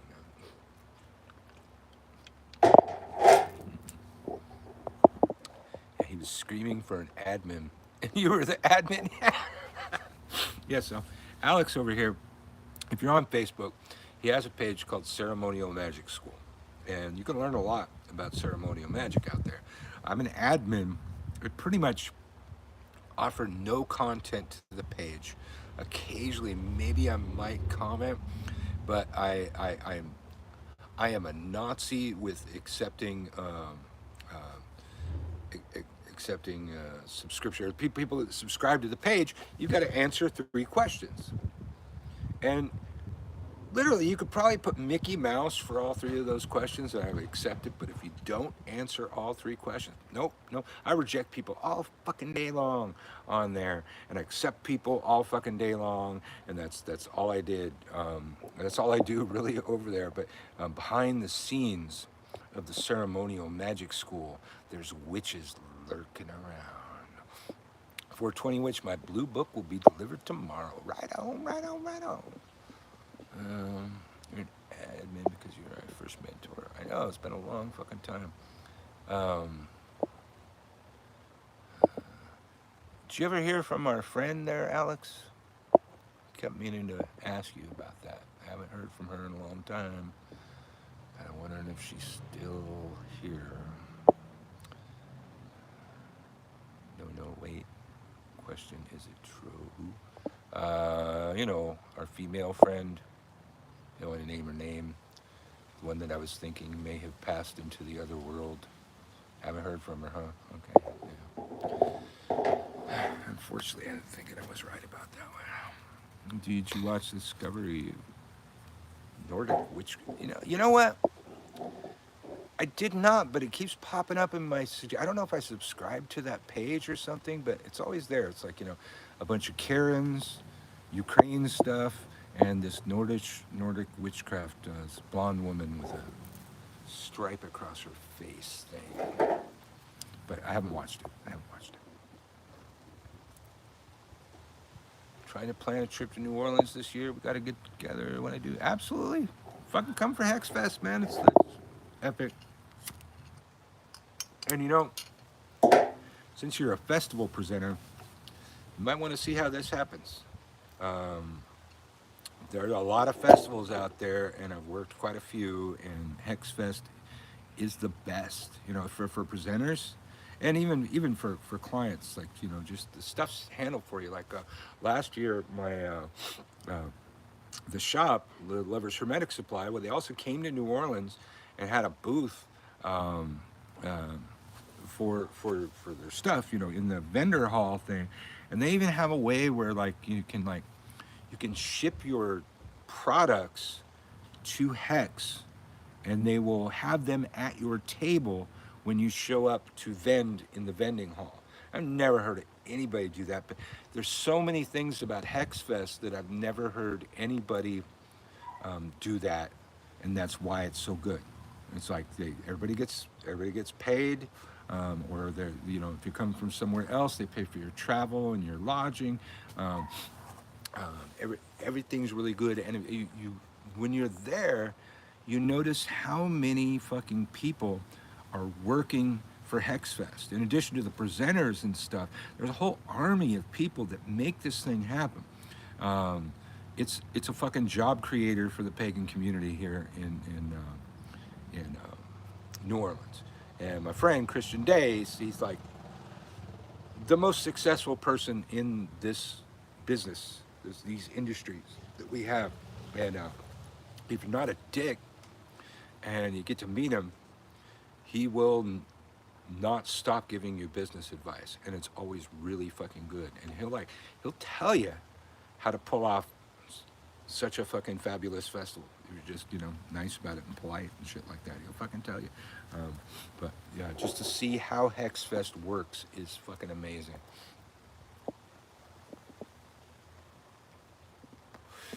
Yeah, Griffin was never really Golden Dawn. He's the self-appointed leader of the Golden Dawn, and he got that position because he had a family member that was a lawyer that would sue people for him without charging him, and he sued his way into being the official Golden Dawn person. But that's all he's fucking got.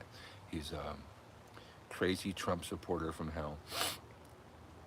Do y'all have people teaching runes, Galdra? I have seen that, but not that much. That's what I was thinking. I don't see much of the Nordic thing happening here, so it might be something that they would want to bring in. He's not Hermetic Order of the Golden Dawn. It's something with many letters and Hodge at the end. Does frog licking magic.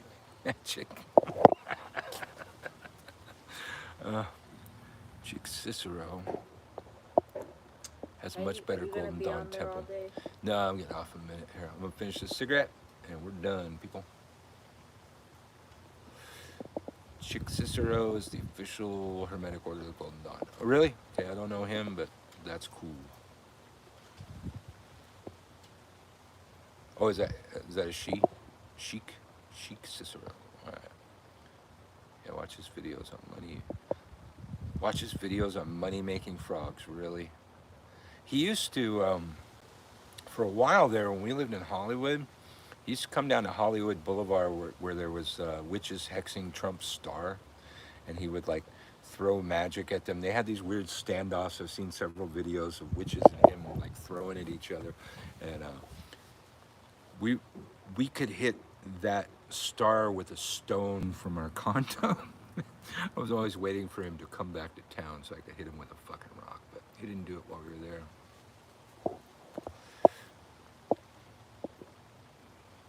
Chick 1, though, I believe. Okay.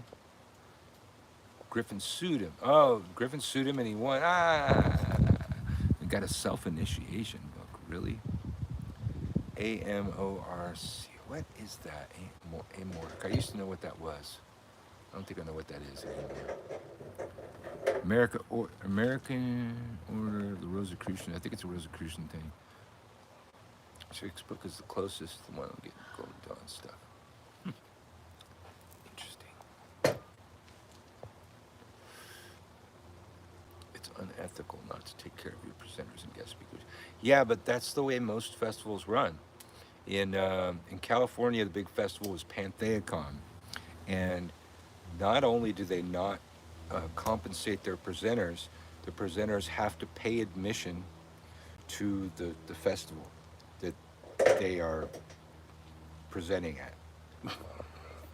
And that's just like a dick move. That's like a slap in the face right there. Like, we're not paying for your lodging, your travel. You know, and in that situation, if you don't have a book to sell or something, it's not going to be worth it. It's not going to be worth it. You don't have like a product to fucking sell. But in addition to not paying them, they charge them to be present at the event. And that's why Pantheacon's not around anymore.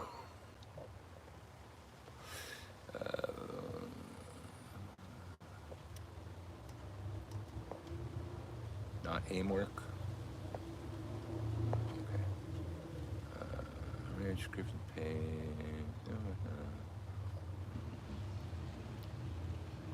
Maybe I can get on as a presenter one year. Yeah. I mean, I'm one of the few people you see at Hex Fest that doesn't have a book. I made my name elsewhere, and my name made it back to the people in charge. And they said, well, seems like there's a lot of people that know who you are out there. Let's give you a shot. So I came at Hex Fest teaching 3 different classes on magical warfare because I didn't think they'd have me back. Now every year I need to step it up somehow. All right, you people. Hopefully everybody on TikTok got the message. Thanks for joining me over here on YouTube. And if you were on TikTok, well, we'll see how my appeal goes through.